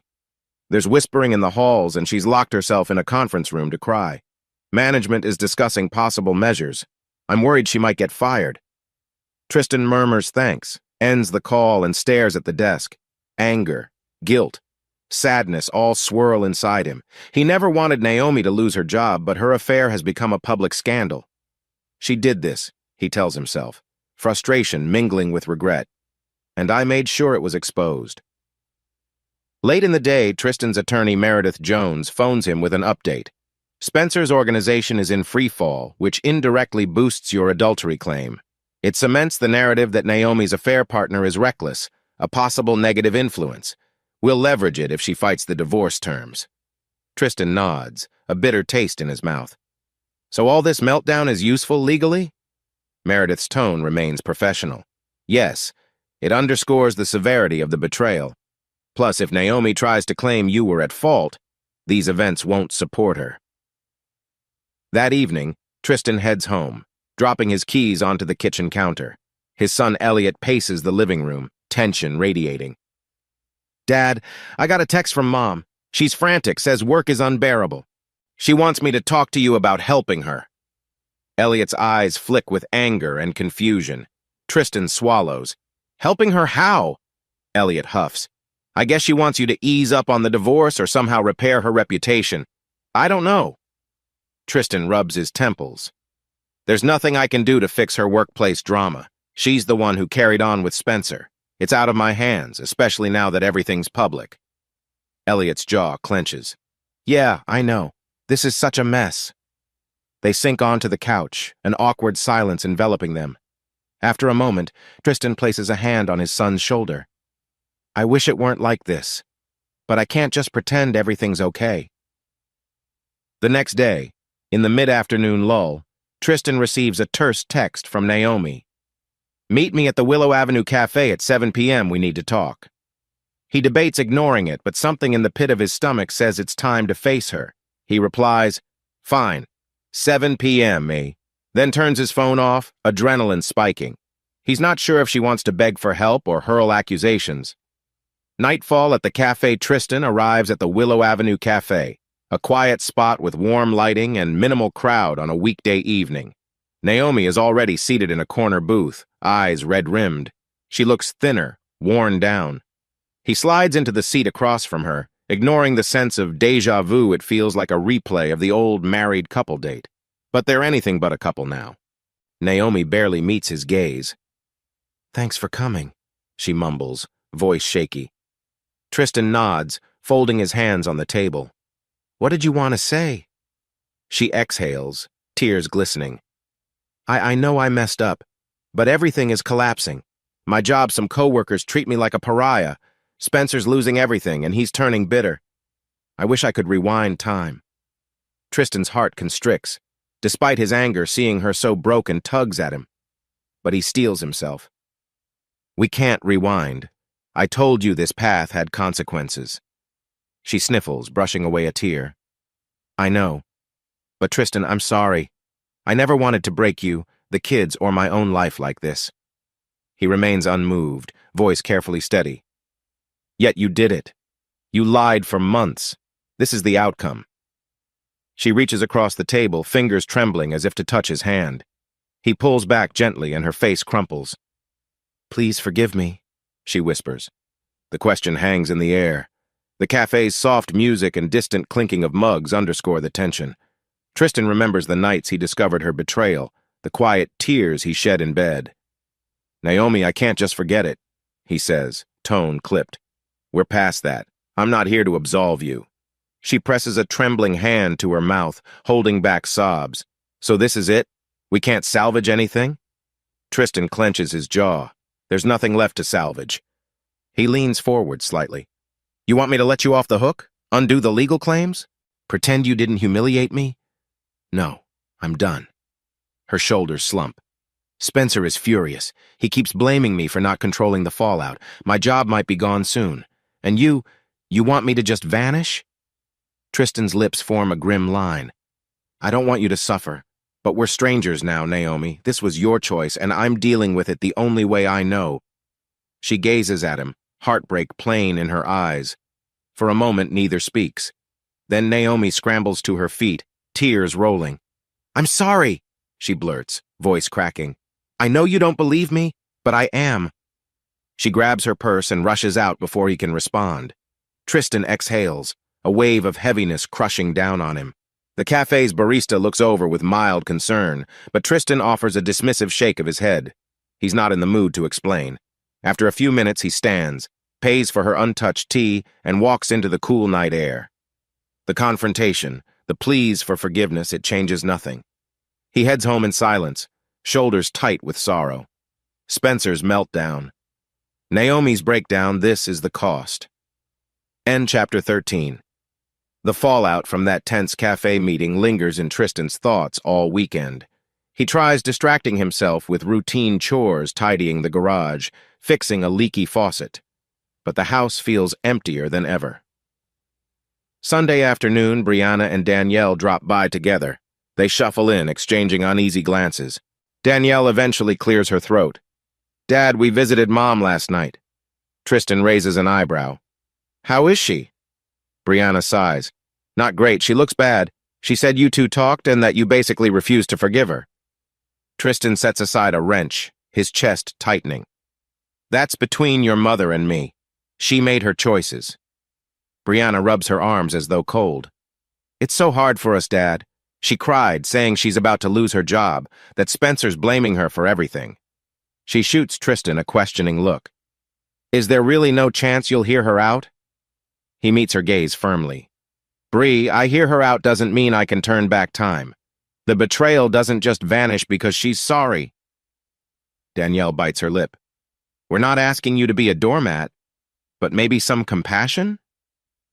Tristan's throat tightens. He's not heartless, but the pain runs deep. I get that you want peace, but I can't give her an easy pass. This was never just a small mistake. They nod, falling silent. Danielle changes the subject, hinting at tension in her own life school stress, friends asking questions about the family drama. Tristan listens quietly, offering fatherly reassurances where he can. A short while later, Elliot arrives unannounced. He looks troubled, and Clarissa, his fiancée, doesn't accompany him. He trudges into the living room, dropping onto the couch. Dad, I need to talk. Clarissa and I had a huge fight. Tristan frowns, beckoning him to elaborate. Elliot rubs a hand over his face. She's freaked out by all this cheating and divorce stuff. She asked me if I'd ever do that to her. If our family is somehow cursed by betrayal. I got offended. She got defensive. We said some harsh things. Brianna and Danielle exchange glances. Tristan inhales, recalling the outline from the divorce attorney about family turmoil. It's happening, he thinks, weariness settling in. What do you plan to do? He asks, gently. Elliot throws up his hands. I don't know. Clarissa wants me to reassure her, but I'm so angry seeing what Mom did. I told her I can't guarantee that I'll never screw up because no one's perfect, but that just freaked her out more. Brianna moves closer, resting a hand on Elliot's arm. Maybe you should approach it differently. Clarissa's just scared. He nods, voice heavy. I love her, but everything about trust is upside down right now. Mom's betrayal overshadowed my sense of normalcy. I snapped at Clarissa, telling her she was being paranoid. Tristan's heart aches for his son. The ripple effects of Naomi's affair keep crashing through their lives. Son, he says softly, you have to remember you're not your mother. Clarissa needs reassurance, not a deflection. Try to talk without letting your anger at Mom color everything. Elliot nods, eyes downcast. I'll try. Just this whole fiasco blindsided me. I never doubted marriage until now. They sit in a tense circle. Eventually, Danielle and Brianna head to the kitchen to fix dinner, giving father and son a chance to chat privately. Tristan leans forward. Elliot, this is bigger than any of us expected. But you can't let your parents' mistakes sabotage your future. Clarissa's not Naomi. You're not Spencer. Elliot's shoulders relax a fraction. Yeah, that's what Clarissa tried saying, like, we're different, Elliot. I guess I have to trust that. He exhales. Thanks, Dad. They end the conversation with a quick hug. It's awkward but sincere. Over dinner, the mood remains subdued, but at least they're talking.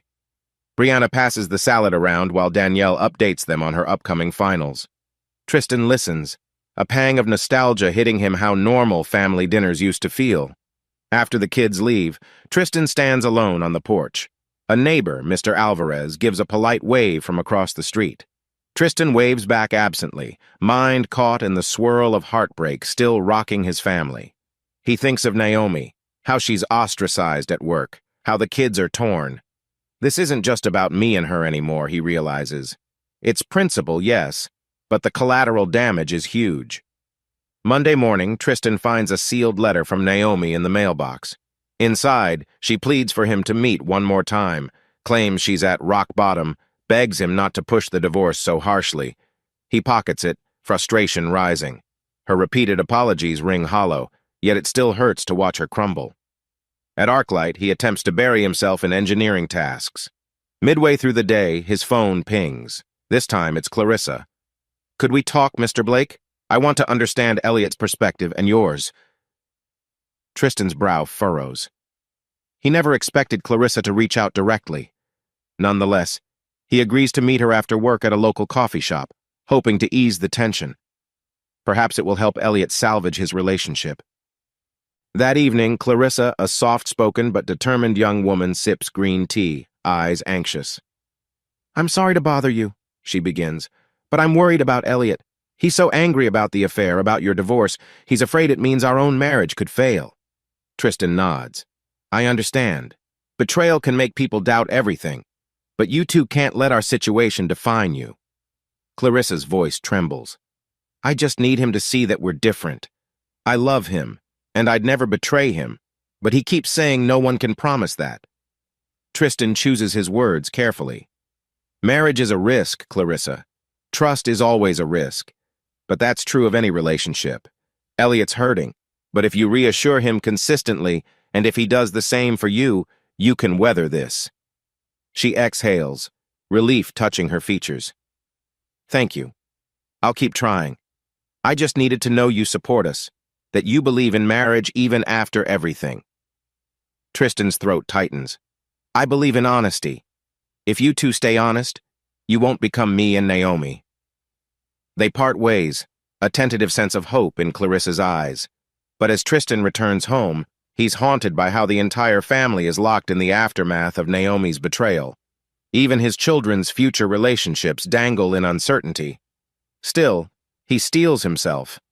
"I can't fix the past, but I won't let it break them permanently." That night he lies awake, hearing the quiet hum of traffic outside. His mind drifts to Naomi's letter, her pleas. Yet the memory of betrayal still weighs heavier than any apology. For Tristan, the line is drawn. No matter how the kids or Clarissa are impacted, his divorce from Naomi is non-negotiable. He will push forward until the final gavel falls in court. His principle demands it. End Chapter 14. A brisk wind flutters the flags outside the county courthouse on the morning Tristan arrives for the divorce hearing. He parks, steps out, and draws a steadying breath. Today's session is meant to finalize critical points of the settlement, or at least determine if Naomi will try to fight for more concessions. Meredith Jones, his attorney, greets him at the entrance. She's dressed sharply, carrying a neat stack of folders. "Ready?" she asks softly, her practiced calm rubbing off on him. Tristan nods. "As ready as I'll ever be." Inside, the stark hallways and muted conversations remind him of a hospital for broken marriages. He passes a few other couples waiting for their own hearings, each face etched with stress or anger. In the corridor's corner stands Naomi, flipping through her phone with a tense expression. A male attorney in a navy suit stands beside her. She briefly meets Tristan's gaze but looks away, her cheeks flushing. Meredith leads Tristan into a small conference room where the judge's clerk organizes paperwork. Naomi and her lawyer, Gary Rudd, enter. The tension is thick. Naomi avoids looking at Tristan directly. The clerk explains that they'll try to settle on final terms. If no agreement, the judge will step in. Gary clears his throat, glancing at Naomi. "My client requests a reassessment of spousal support. She believes the initial terms are too harsh, given her precarious employment situation, and the emotional distress caused by this public conflict. Tristan's temper flares at the words, emotional distress, but Meredith squeezes his arm subtly, a silent reminder to keep calm. We believe Miss Blake's actions created much of that distress herself, Meredith replies coolly, referencing Naomi's documented affair and the damage it caused. Gary exhales. It's true an affair happened, but Naomi's financial stability is threatened. She's at risk of losing her job. Surely Mr. Blake doesn't want her destitute. Tristan speaks for the first time, voice restrained. I'm not trying to put her on the streets, but she shouldn't get more than the fair share established under an adultery-based divorce. She made a choice that ended our marriage. He slides a file across the table, screenshots of Naomi's messages admitting the affair, plus references to Spencer's meltdown. We have ample evidence. I won't budge on principle. Naomi's eyes glisten, but she swallows hard. Tristan, I just don't want to be ruined. He meets her gaze briefly. I'm not out to ruin you, but don't pretend you're the victim here. Gary tries shifting tack. What if we negotiate a slightly higher spousal support for a limited duration, say 6 months, to help Miss Blake transition if she loses her job? Meredith glances at Tristan, who exhales slowly. A small part of him resents giving Naomi extra funds, but he remembers Elliot, Brianna, Danielle. He can't let them see him as completely merciless. We'll consider a short-term arrangement, he concedes. If the rest stands, namely, that I keep primary assets from our joint account, plus no ongoing alimony after that 6 months. Naomi's face flickers with relief and sorrow. She confers in a low tone with Gary. Then Gary nods. That might be acceptable. We'd also like to confirm Miss Blake retains her car. Tristan shrugs. Fine. She can keep the car. He never wanted to fight over vehicles anyway. The clerk notes the adjustments, pushing forms forward for signatures. Naomi's hand trembles as she signs, eyes flicking between Tristan's name and her own. Tristan steels himself as he scribbles his signature, finalizing the details.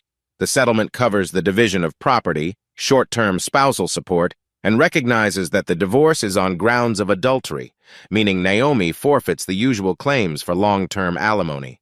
After they finalize the settlement, the clerk politely directs them to the next hearing in front of a judge for final approval.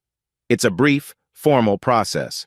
The judge, an older woman with silver hair, reads over the documents and asks a few clarifying questions. Naomi stands stiffly, her lawyer responding in calm, measured tones. Tristan tries to keep his breathing steady, feeling as if the ground under him might give way. In 10 minutes, it's done. The judge says, I find this settlement fair given the circumstances. I'll grant the divorce once the final waiting period passes. You'll receive confirmation in writing. A hush follows. Naomi's shoulders slump. Tristan offers a curt nod of thanks to Meredith. This is the penultimate step, just a short wait. Then the marriage is officially dissolved. They gather their papers, leaving the judge's chambers. Tristan lingers in the corridor, gaze drifting to Naomi, who's wiping a tear from her cheek.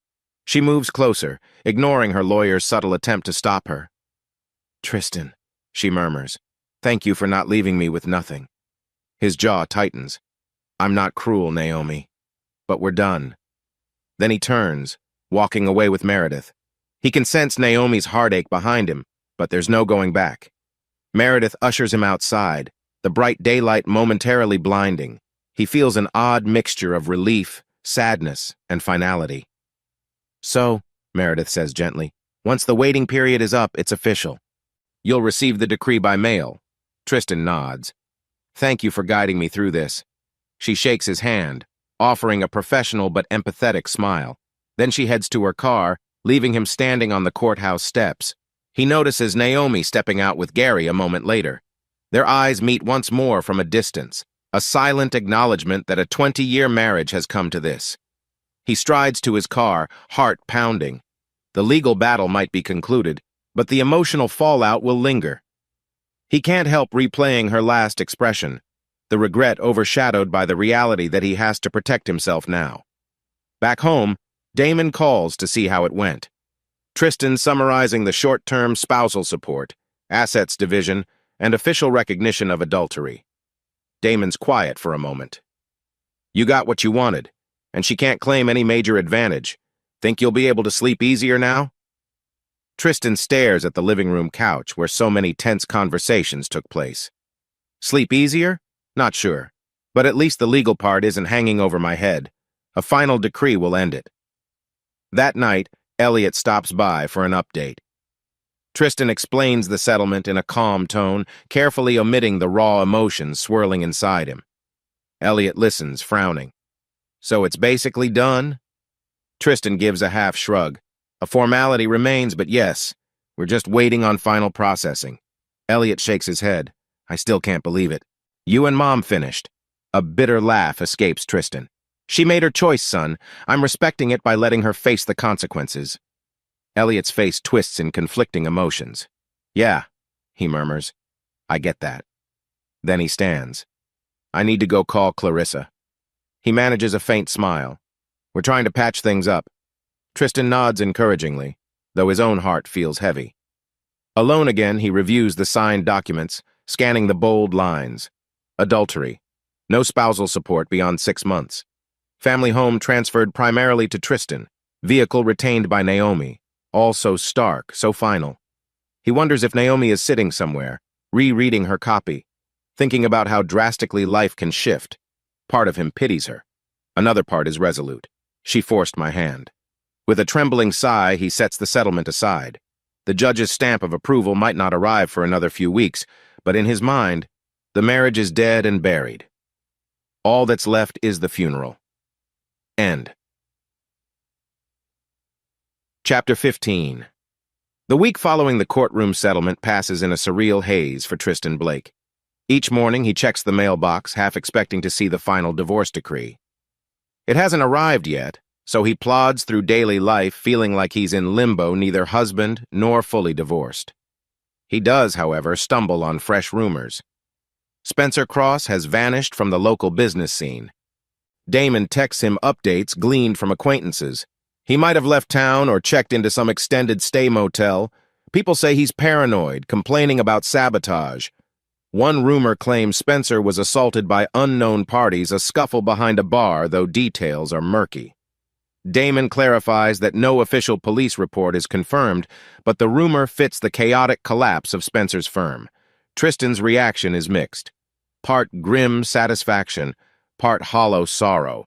The storm wiped out Spencer, he thinks, but at what cost? Meanwhile, Naomi's meltdown at her workplace intensifies. Diana Perez discreetly calls Tristan one afternoon. They put her on unpaid leave after another argument with management. She's kind of unraveling. I'm worried about her. Tristan thanks her for the concern, but can't intervene.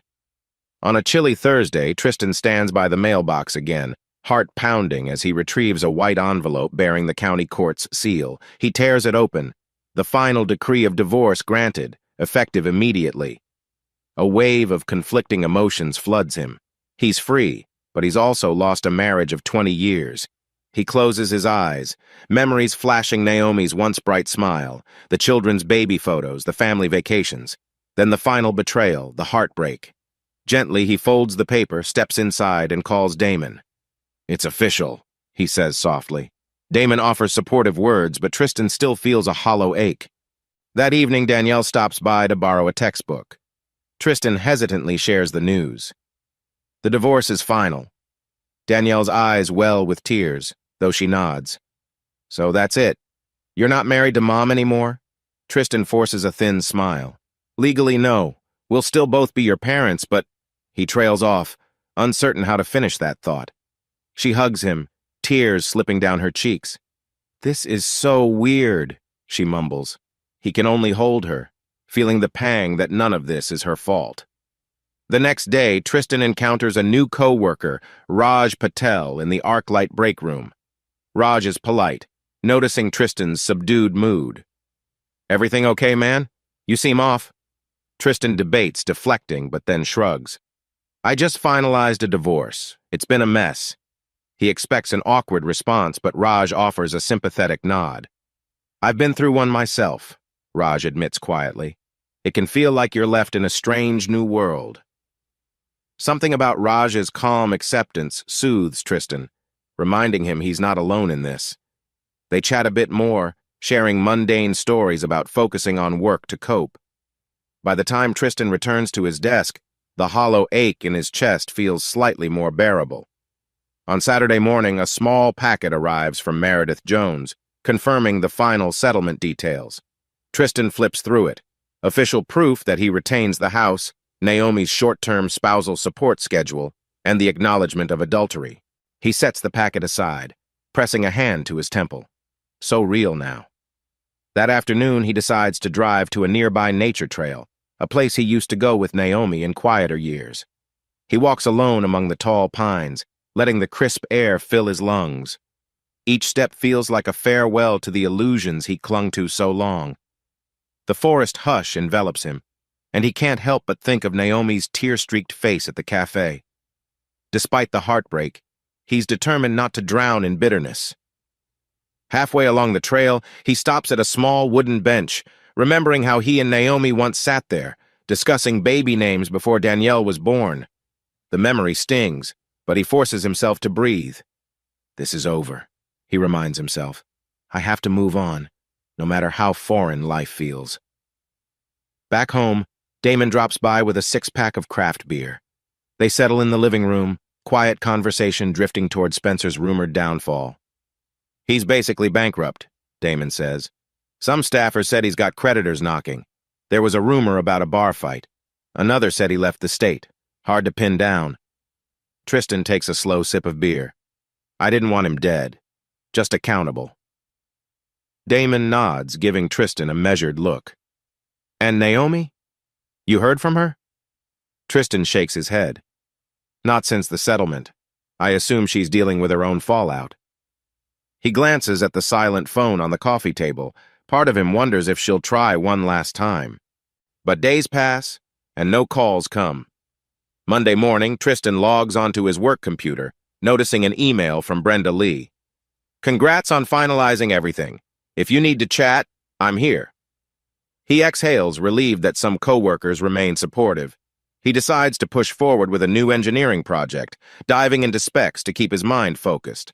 Later that day, Danielle calls, saying Naomi might lose her apartment if she can't find new work soon.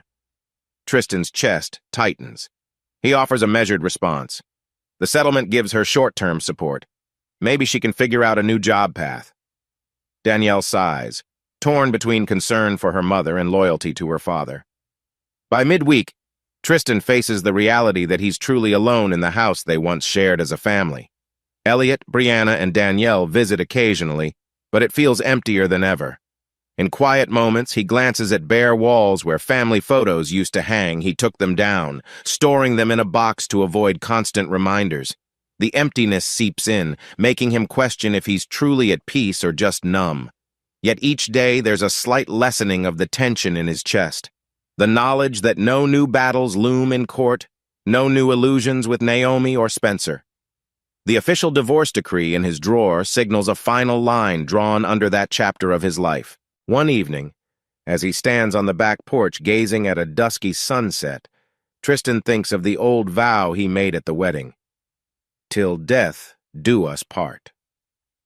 The vow was broken, not by death, but by betrayal. He wonders if he should feel free or just hollow. Maybe both.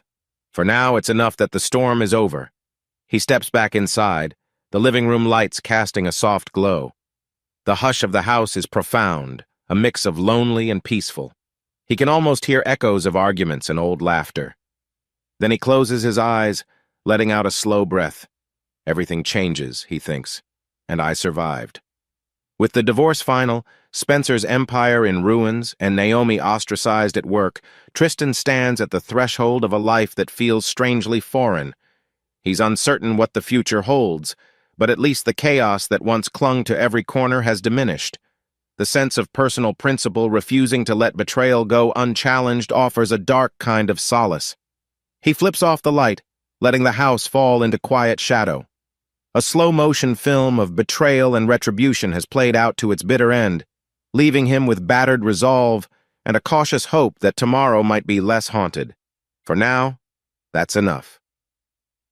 Tristan Blake closes the trunk of his sedan, surveying the boxes stacked neatly on the sidewalk. The brisk morning air feels strangely refreshing, as though matching his cautious optimism.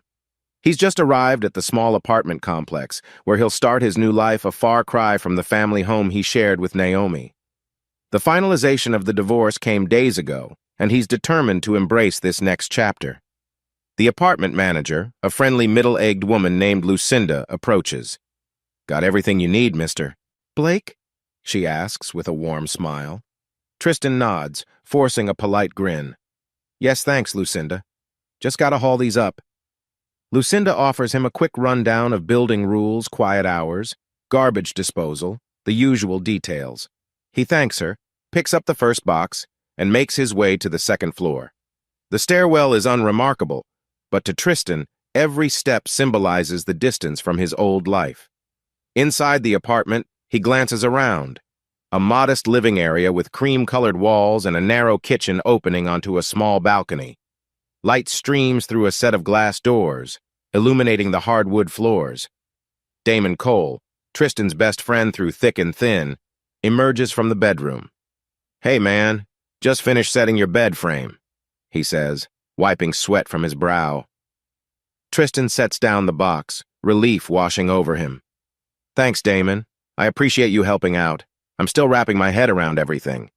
They exchange a tired laugh, then Damon motions to a short stack of mail on the countertop. "Looks like you've got your first piece of mail here, some coupon flyers. Welcome to apartment life." Tristan exhales, a faint smile forming. "Yeah, I guess so." His gaze drifts to the bare walls, imagining how he'll decorate to make the place feel like home, though the concept of home still feels raw after the divorce. Damon suggests grabbing lunch, so they stroll down the street to a little deli. The midday sun glistens on the asphalt as they discuss Tristan's next steps. "I say you focus on hobbies," Damon suggests, biting into his sandwich. "You've poured so much energy into revenge and heartbreak. Maybe it's time to do something fun."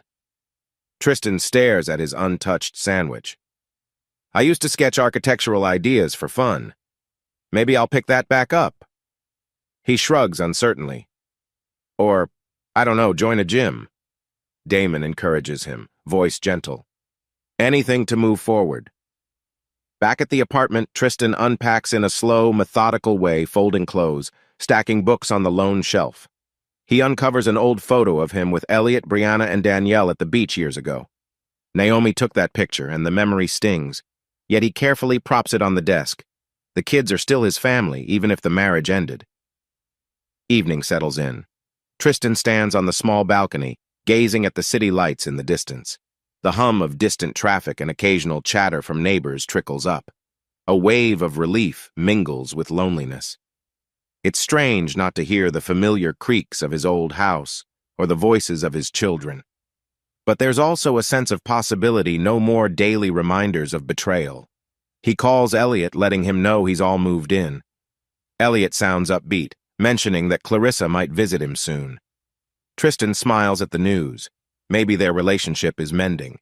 Next, he texts Brianna and Danielle with his new address, encouraging them to drop by anytime. He sets down his phone, letting out a breath he didn't realize he was holding. A new place, a new beginning. Later that night, the apartment feels oddly quiet. Tristan rummages for a blanket in one of the boxes and settles on the couch. His mind flicks to the meltdown with Naomi, Spencer's downfall, the final settlement. It's been a whirlwind. Now, the hush is almost disorienting, like stepping off a roller coaster that's been spinning for months. He thinks of the advice Damon gave about picking up a hobby. Maybe tomorrow he'll browse an art supply store. He used to enjoy sketching building designs. Maybe that passion can help fill the void. Before bed, Tristan glances at a small note pinned by the front door. "Remember, this is your space now." He wrote it earlier on a whim, a small affirmation of independence. He locks the door, flicks off the lights, and climbs under the covers in his newly assembled bed. Exhaustion from moving mixes with the emotional fatigue that's been dogging him for months. But for the first time, he senses a glimmer of hope. "I have no illusions about how tough the road ahead is, but at least I'm on my own path now." As sleep overtakes him, Tristan imagines the possibilities, a life unburdened by secrets, a chance to rediscover who he is without Naomi's betrayal overshadowing every thought. Yes, it's bittersweet. But it's also the start of something new. 2 weeks pass, and Tristan's apartment gradually morphs into a home. The living room has a modest but comfortable sofa. He's hung a few of his pencil sketches' simplistic building designs with notes scrawled in the margins. It's a personal touch that gives the space a hint of warmth. On a bright Saturday afternoon, Tristan's children visit for the first time. Elliot arrives with Clarissa in tow, while Brianna and Danielle come in separate cars. Danielle gasps upon entering. "This is nice, Dad. Cozy." Tristan offers a slight grin, gesturing for them to sit. He's prepared a pitcher of lemonade and a bowl of fruit on the coffee table. "Welcome to my humble abode," he jokes, nerves fluttering. Despite everything, he craves a sense of normalcy with his kids. They settle in, chatting about Danielle's upcoming finals and Brianna's latest college project. Elliot stays close to Clarissa, a protective arm around her shoulders. Tristan sips lemonade, noticing the subtle tension. Maybe Elliot is anxious about how Tristan will treat Clarissa or vice versa. But Tristan offers a kind nod, attempting to put them at ease. "So, Clarissa," he begins gently, "how's everything been? I hear you and Elliot are working through some things?" Clarissa blushes but smiles. "Yes, we've talked a lot. The drama with the divorce kind of shook us up, but we realized we need to trust each other. We're in a better place." Tristan nods. "I'm glad. Don't let my mistakes or Naomi's overshadow your future. You two are your own people." A flicker of relief passes over Elliot's face. Danielle munches on fruit, then glances around. "Dad, any plans to decorate more? Maybe we can do a father-daughter shopping trip for curtains or something. I noticed your windows are bare." He chuckles, appreciating her practicality. "Sure, I could use some help. I'm not exactly a decor expert." They spend the afternoon in easy conversation. The tension from the divorce lingers but feels less suffocating. At one point, Clarissa asks about Tristan's new routine. He shrugs. "I've been exploring old interests, maybe going to pick up an art class. Damon keeps telling me to get out more, meet people beyond work." Elliot nods in approval. "That's good, Dad. You deserve, well, some happiness." Tristan presses his lips together, touched by Elliot's concern. He's about to respond when Danielle blurts, "Mom texted me she's job hunting. She said she got an interview at some smaller firm." A hush falls. "I only mention it because she asked how you were doing." Brianna tenses, eyes flicking to Tristan.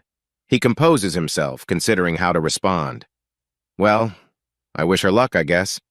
She needs to move on like the rest of us." The children look relieved that he's not dismissing Naomi with anger. There's no sense in fueling resentment. He's done with that battle. After a relaxed meal of takeout pizza, they gather around Tristan's small dining table. For a moment, it almost feels like old times, minus Naomi. Brianna teases Danielle about her obsession with social media. Elliot cracks a joke about Clarissa's cooking mishaps. And Tristan quietly observes, heart full of conflicting emotions, love for his kids, sadness that the family unity is forever changed, but also hope that they can find a new normal. Once the kids prepare to leave, Danielle gently places a small potted plant on the windowsill. "Something green for your place," she explains with a shy smile. "I know you like simple decorations." Tristan thanks her, feeling a surge of warmth. The day ends on a positive note. The kids depart, leaving behind echoes of laughter that linger in the now quiet apartment.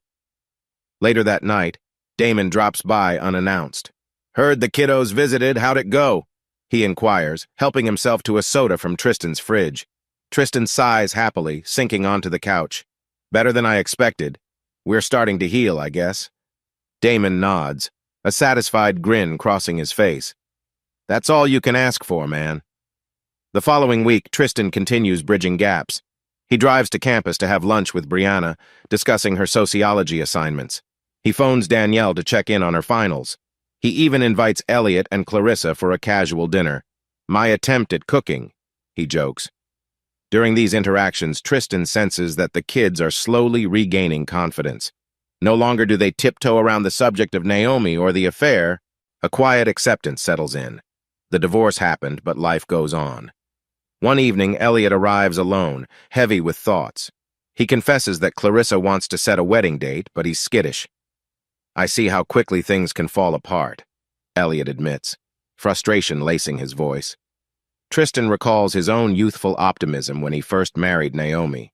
"Look, love is always a risk," he says gently. "But if you spend forever fearing betrayal, you'll never truly build a life. You've got to trust, commit, and adapt if problems arise." Elliot stares at the floor, silent. Then he exhales. "Yeah, you're right.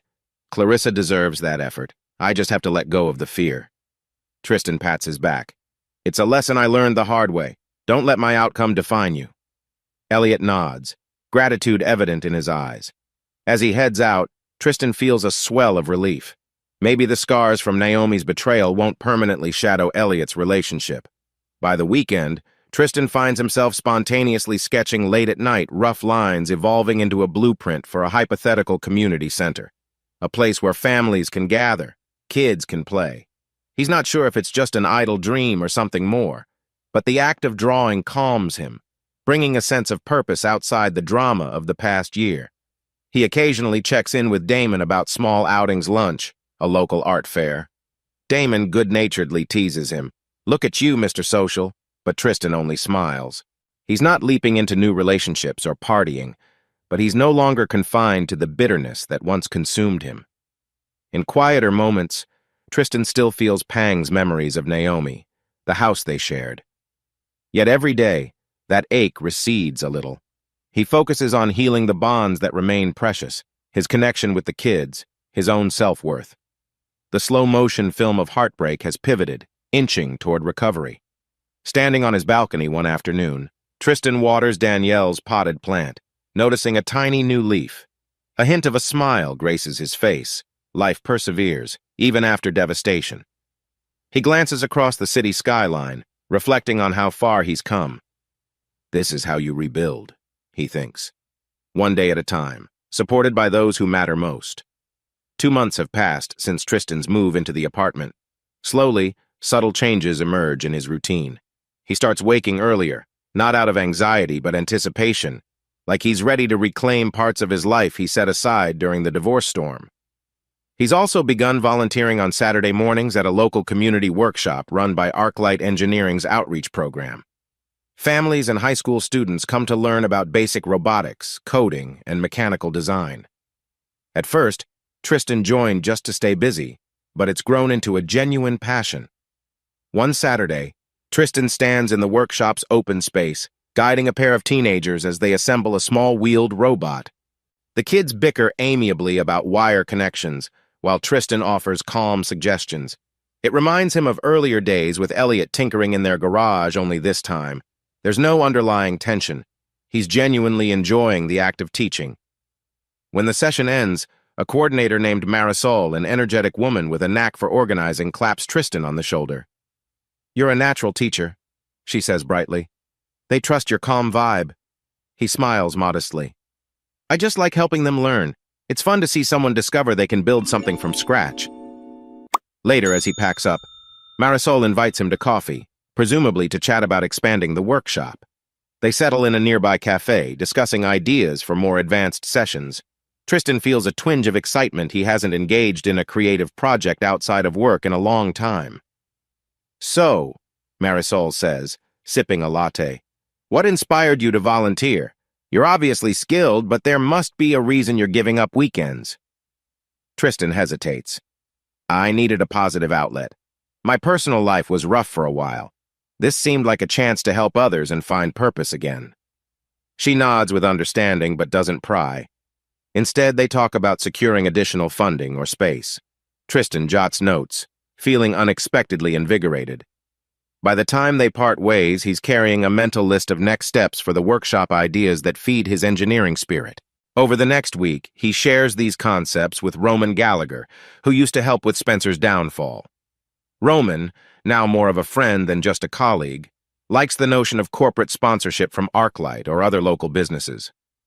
"I could talk to a few people," he suggests. "We could get you a bigger budget for those robotics kits." Tristan beams, grateful for the support. It feels odd to be building something constructive after months devoted to tearing down Spencer's empire, but it's also liberating, like an emotional pivot from revenge to creation. At work, Tristan finds renewed enthusiasm. Brenda Lee even remarks on it. "You're different these days. she says with a grin. Less haunted. Tristan chuckles, not denying it. I'm focusing on forward momentum, he replies. In the evenings, he continues sketching in a small notebook. The lines flow more confidently, morphing into architectural concepts, maybe expansions for the workshop or a new community space. He keeps the notebook private, uncertain if it's just daydreams, but it stokes his imagination. Meanwhile, everyday life carries on. Elliot calls to announce he and Clarissa plan to set a wedding date next year, a small ceremony. Tristan, thrilled, offers to help pay for some of it if needed. Thanks, Dad, Elliot says, relief in his voice. I appreciate your support. This acceptance from Tristan seems to calm Elliot's fears about repeating the mistakes of the past. Danielle chats about applying to colleges while Brianna visits more frequently on weekends, sometimes bringing her laundry. They watch old movies, share quick dinners. The bond with his children feels less strained now that the dust of divorce has settled. Damon notices Tristan's shift, too. Dude, he jokes one night over takeout, you're basically turning into a philanthropic engineer. When do you sleep? Tristan shrugs, a small smile forming. I sleep better now than I have in a long time. Occasionally, Tristan's mind wanders back to Naomi or Spencer. He hears tidbits. Naomi might have landed a new job at a small marketing firm, though her reputation still causes rumors. Spencer remains out of sight, presumably broke or regrouping elsewhere. Tristan doesn't dwell on it. The bitterness that once consumed him has dulled to a faint ache, overshadowed by his new pursuits. One afternoon, as he organizes his desk at home, Tristan stumbles on a folder labeled House Photos. Inside are images from the old family home living room gatherings, holiday decorations, random snapshots with Naomi. He sits there, flipping through them.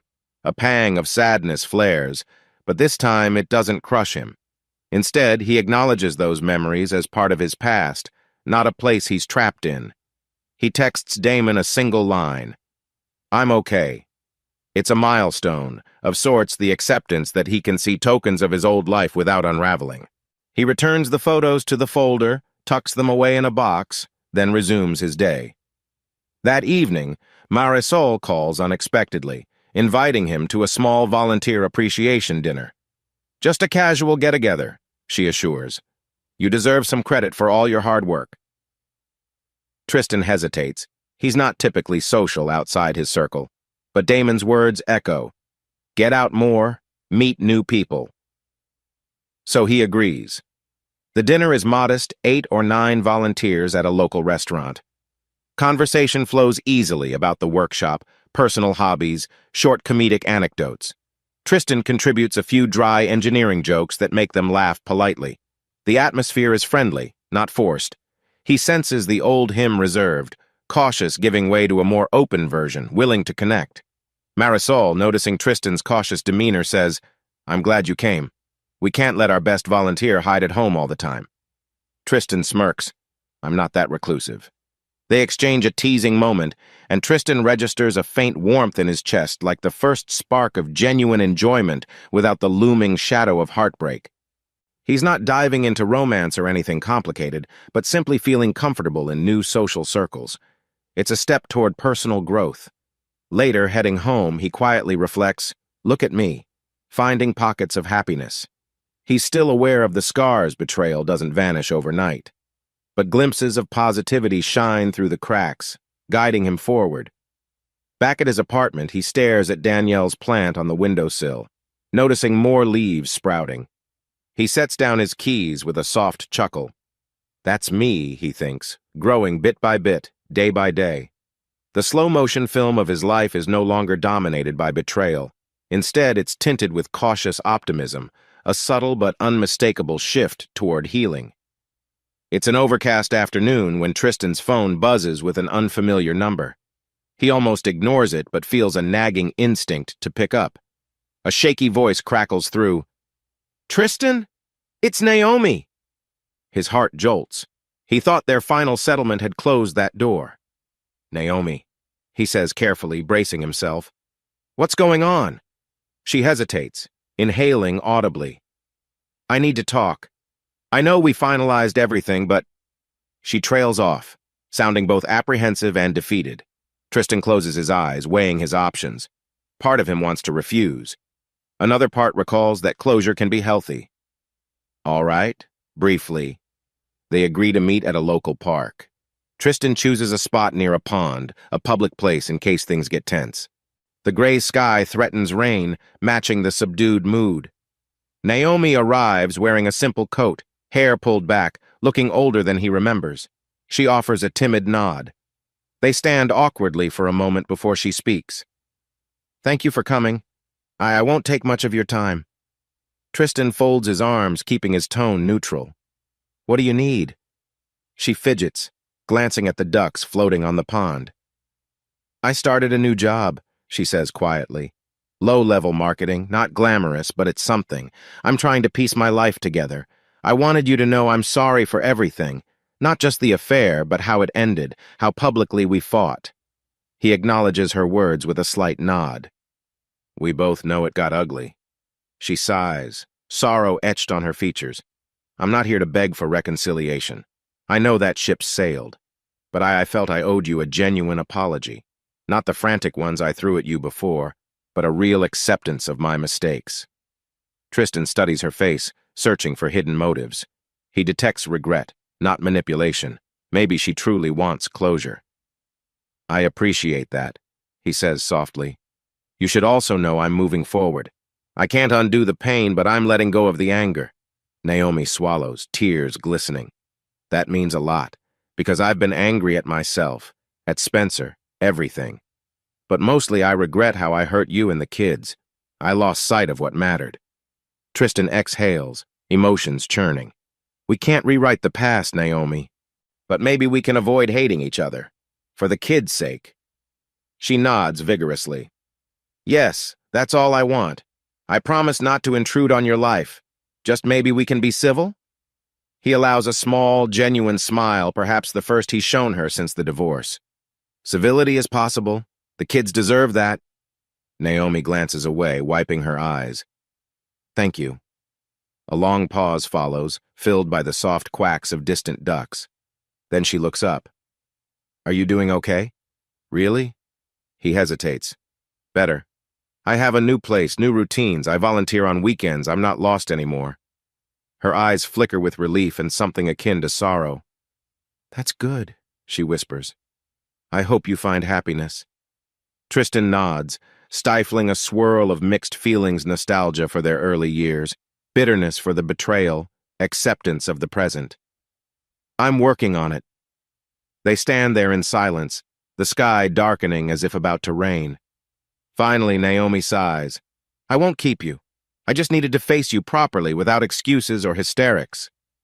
He extends a hand, not for a handshake exactly, but as a gesture of truce. She takes it briefly, tears in her eyes. Then they part ways, Naomi walking off down the path, shoulders hunched. Tristan watches until she disappears around a bend. He's not exactly sad, more reflective. He knows he can't forgive her in a traditional sense. The wounds run too deep. But maybe this is a form of closure, a final confrontation that's calm, not laced with rage. As he heads back to his car, the first droplets of rain begin to fall, tiny patters on the pavement. He recalls that initial moment of heartbreak months ago, how the world felt like it was crashing down. Now it's different. The storm has passed, and he's standing in the gentle aftermath. He drives home in silence, half expecting a flood of sorrow, but instead feels a weight lifted. He texts Damon a brief update. Naomi apologized. We parted civilly. I'm okay. Damon replies with a thumbs-up emoji, plus a short note. Proud of you. Finally, over. That evening, Tristan sits on his balcony, a cup of tea warming his hands. The city lights twinkle below, and for the first time in ages, he doesn't sense any tangled knots in his chest. The conversation with Naomi was surreal, yes, but it laid the past to rest in a more peaceful manner than any legal settlement could. He's not forgetting her betrayal, but he's also not shackled by rage. Then, as if the universe senses his introspection, his phone buzzes with a text from Danielle. Hey, Dad, can I come by tomorrow? Miss you? A fond grin crosses his lips. He types back, Of course, sweetie. See you then. Setting the phone aside, he gazes at the night sky. The memory of Naomi's watery eyes lingers, but it no longer feels like a dagger to the heart. Instead, it's a sad memory, filed away. He's free to move forward, not defined solely by revenge or bitterness. The slow-motion film of his life has reached a calmer frame, one where the final chapter of heartbreak closed, replaced by the promise of simpler tomorrows. He sips his tea, letting out a contented sigh. Another day, another step away from the pain. As a cool breeze rustles his hair, Tristan silently acknowledges that no matter how deep the betrayal was, people can find ways to confront the past and keep walking. For him, that walk continues steadily, resolutely, into whatever lies ahead. Rain pings softly against the windows of Tristan Blake's apartment one early morning, as he sits at his small dining table, flipping through a stack of sketches. The freshly brewed coffee at his elbow wafts comfortingly. He's reviewing the blueprints he's been tinkering with for months now, a concept for a community tech center he's dreamed up. It's nothing official yet, just an idea, but the more he refines it, the more real it feels. He taps a pencil on the table, mind buzzing with possibilities. Ever since he began volunteering with local students, a seed took root. What if there was a permanent space for Hanson engineering and design, something beyond weekend workshops?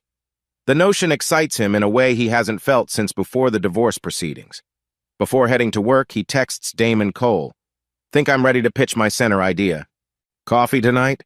Damon responds within minutes. "Sure, man. 7 p.m. at Java Roasters." Tristan pours himself more coffee, letting the quiet of his apartment soothe him.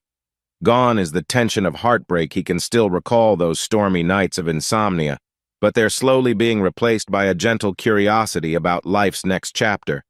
He glances outside at the steady drizzle, feeling oddly hopeful. I might actually build something good out of all this. Later at ArcLight Engineering, Tristan finalizes a design spec for a new client. As he reviews the 3D model on his monitor, he experiences a flicker of confidence. His work thrives when he's energized. Brenda Lee passes by his cubicle, flashing a thumbs up. "You're on fire lately," she comments. Tristan smiles. "A lot on my mind, in a good way." He doesn't elaborate, but the glimmer in his eyes suggests bigger plans.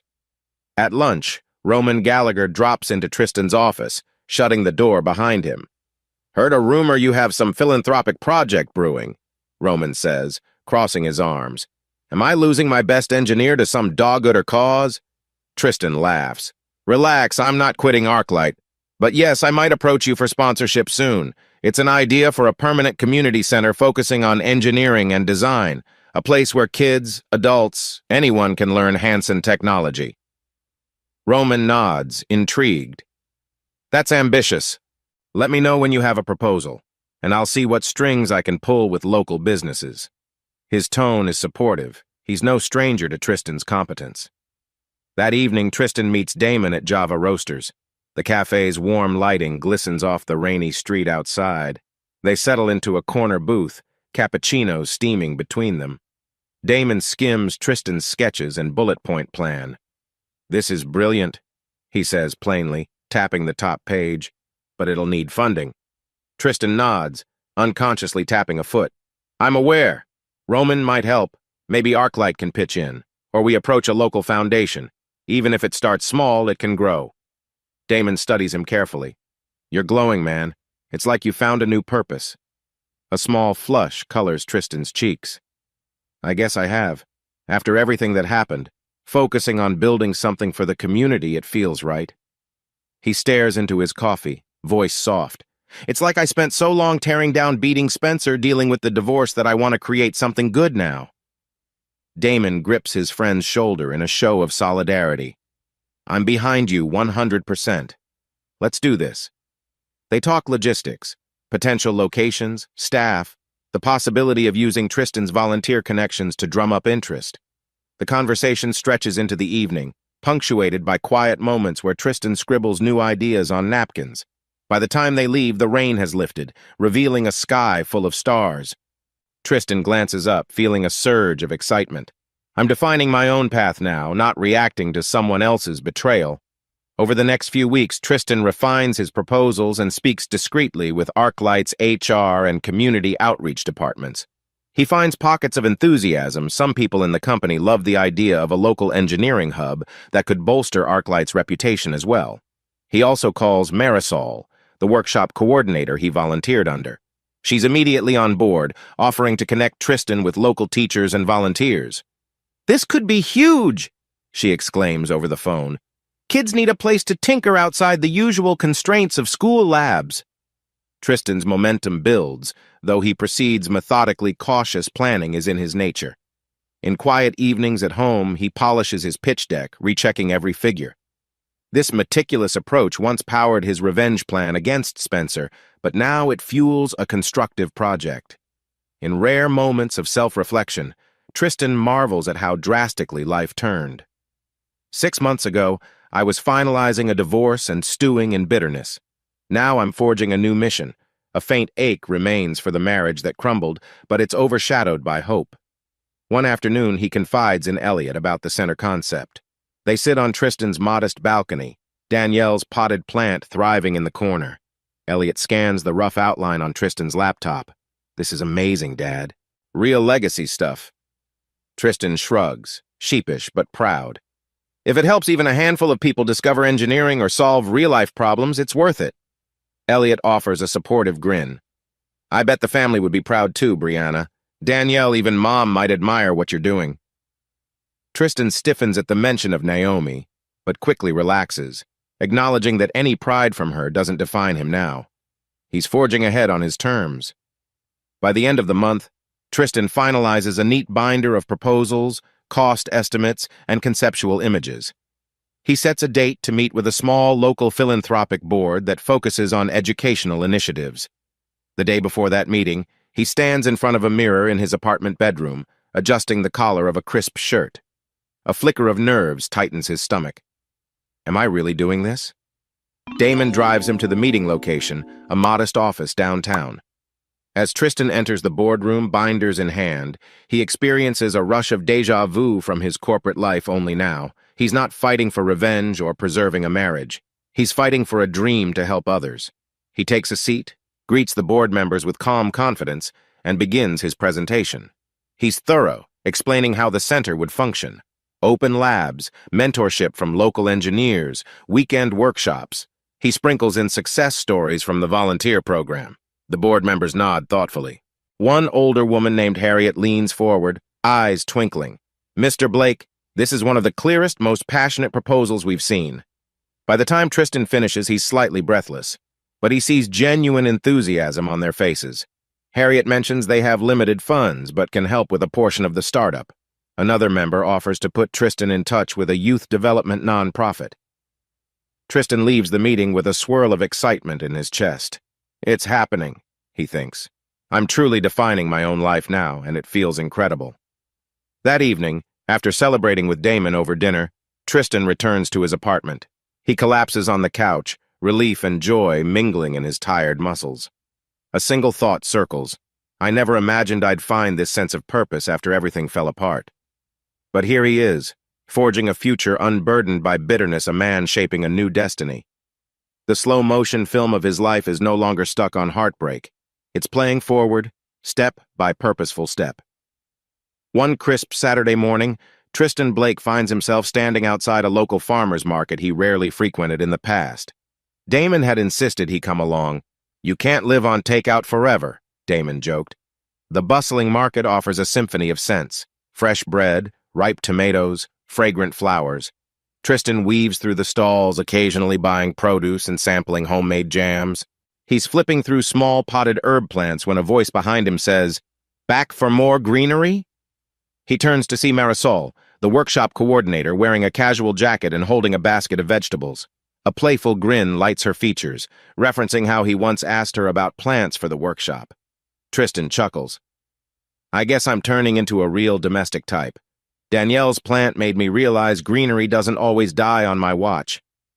They share a laugh, continuing to chat about the upcoming engineering center. The conversation flows easily, drifting from practical logistics to personal anecdotes. Marisol grew up in a smaller town, used to help her grandparents farm.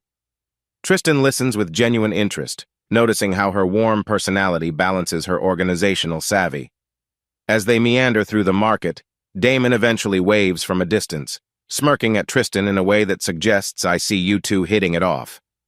Tristan feels a ripple of embarrassment, but also a quiet spark of curiosity. He's never considered Marisol beyond a professional context. Is there something more? Later, Marisol invites him to join her for coffee at a makeshift corner cafe set up under a large canopy. They pick a table near the back, sipping steaming drinks while the market's cheerful chaos buzzes around them. "So," Marisol begins gently, "outside of volunteer work and your community center plans, what do you do for fun?" Tristan exhales. He's rarely asked that question since the divorce. "Honestly, I've been rediscovering my hobbies, sketching architecture, occasionally attending a local art class. I guess I'm still figuring out what fun means now." Marisol smiles. "Same here. My job keeps me busy, but I'm trying to explore more, like hiking, painting, traveling if I can manage the budget. Maybe we can compare notes sometime." A subtle warmth creeps up Tristan's neck. He can't deny the gentle connection forming her open manner, the shared passion for community engagement. It's not like a thunderbolt of infatuation, more a soft glow of possibility. "I'd like that," he says quietly. They exchange contact details. The rest of the morning flows by with a lightness Tristan rarely felt around new people since his divorce. After parting ways, he heads home, arms full of groceries, heart oddly buoyant. Damon, noticing the grin on Tristan's face, whistles low. "That's a new look for you. The maybe I like someone look?" Tristan tries to maintain composure. "We're just friends, Damon. She's a colleague in the volunteer circle." Damon winks. Sure. But let me know when you need date night tips." Tristan laughs off Damon's teasing, but as days pass, he and Marisol begin texting more frequently, initially about workshop expansions, then drifting into personal territory. Favorite films, odd childhood memories, comedic weekend mishaps. It feels effortless, not forced or rushed. One late afternoon, Tristan stands in his living room, phone in hand, rereading a message from Marisol about a small music festival happening in town. She wonders if he'd like to join. His stomach flutters with both nerves and anticipation. A festival? That's basically a date, right? After a brief hesitation, he replies with a simple, "Count me in." At the festival, bright lights and energetic music fill the air. Marisol meets him by the main entrance, wearing a casual dress and a warm smile. Tristan, typically reserved, feels surprisingly comfortable. They roam between food trucks, sampling spicy tacos and sweet lemonade. The crowd's energy is infectious, and for a while, Tristan forgets the sorrow that once weighed him down. Halfway through the evening, they find a quieter area near the stage's edge, leaning against a makeshift railing. The band plays a mellow tune. Marisol mentions her father passed away a few years back. He was a mechanic who taught her how to fix almost anything. Tristan empathizes, recalling how his own family bond shaped his love for engineering. They trade heartfelt stories, and it strikes Tristan how open he can be with her, as if a reservoir of trust has been waiting. Then she asks, voice tentative, "How about your family? You mentioned a divorce a while back, but not the details. I don't want to pry, though." Tristan's breath catches. He ponders how to explain. "It was painful," he admits, summarizing how Naomi's betrayal led to a rough divorce. He tries to keep it factual, not dwelling on the bitterness. "But I'm in a better place now." Marisol touches his arm gently, eyes understanding. "I'm sorry you went through that. I admire your courage, focusing on positivity like building that center." A lump forms in Tristan's throat at her kindness. He offers a small smile. "I realized I couldn't live in revenge forever. Life goes on." They linger, the band's music weaving a soft backdrop.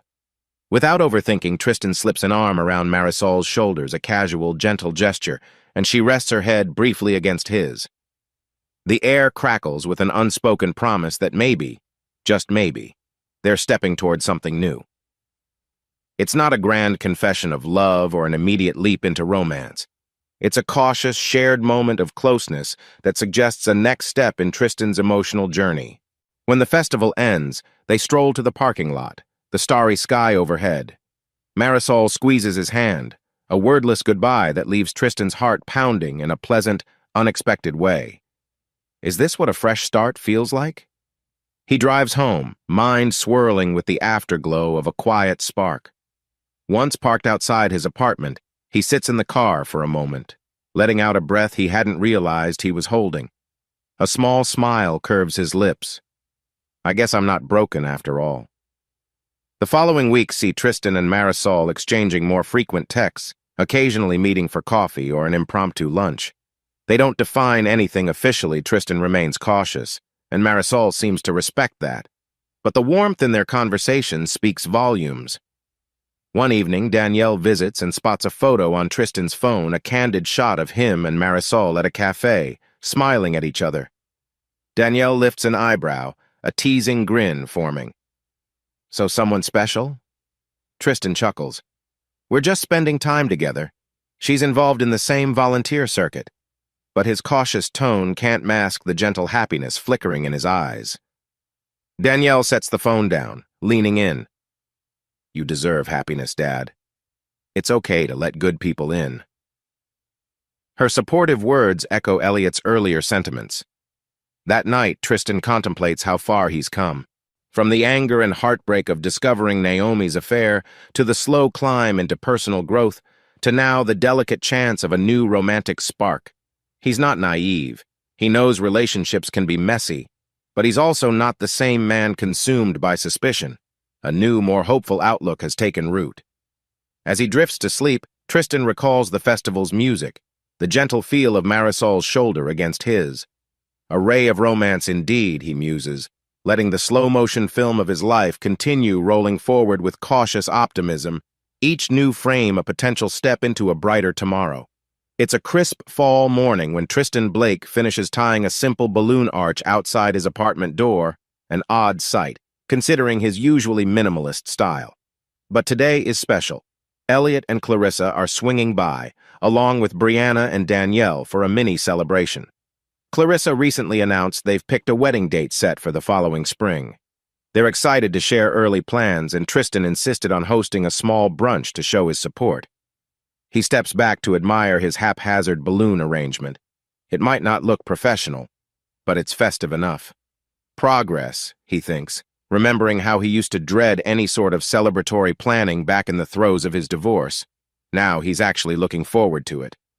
Elliot and Clarissa arrive first, carrying a bakery box filled with pastries. Clarissa giggles at the balloons. Wow, mister. Blake, you went all out. Tristan laughs, a bit sheepish. I'm trying. Haven't exactly thrown many parties lately. They settle in the living room, chatting about wedding venues. Elliot flips through photos on his phone, pointing out a small garden location they're eyeing. Tristan asks practical questions: cost, date availability, capacity. Meanwhile, Clarissa mentions wanting a modest ceremony, but warm and personal. Tristan smiles inwardly, proud of his son's maturity, and relieved that the bitterness from Naomi's betrayal didn't sour Elliot's own wedding dreams. Soon, Brianna and Danielle burst in with a bag of groceries, determined to whip up a brunch spread. The apartment fills with the aroma of scrambled eggs, cinnamon rolls, and fresh fruit. Laughter bounces off the walls, Danielle teasing Elliot's cluelessness about flower arrangements, Brianna speculating on the something old, something new tradition. Tristan stands by, thoroughly enjoying the familial warmth, a stark contrast to the tension-laden gatherings of the past. Once the meal is ready, they gather around Tristan's small dining table. Clarissa raises her glass of orange juice in a light-hearted toast. To new beginnings, she says, eyes shining. Everyone clinks glasses, a moment of unity that Tristan savors, recalling how not long ago they were navigating heartbreak and suspicion. Over plates of food, talk shifts to Danielle's college applications. Dad, you know I might apply out of state, she says, nibbling on toast. Is that okay? Tristan nods supportively, though it tugs at his heart his youngest branching out. Time marches on, but he musters a proud smile. Wherever you find your best future, go for it. Brianna chimes in about her internship leads. She's itching to study abroad for a semester. Tristan, though initially surprised, encourages her. Experiencing different cultures can only help you grow, he says. I'm not holding any of them back. They deserve to explore and flourish, he thinks. Elliot soon reveals he might accept a promotion at his software firm supervisor of a small development team. Clarissa's happy, but I'm nervous, he admits. Dad, you were always so level-headed at work. Any advice? Tristan taps a finger on the table, thoughtful. Manage like you problem-solve, logically, but with empathy for your team's needs, and accept that sometimes you won't have all the answers. Elliot grins, looking reassured. At one point, Danielle glances at Tristan with a mischievous twinkle.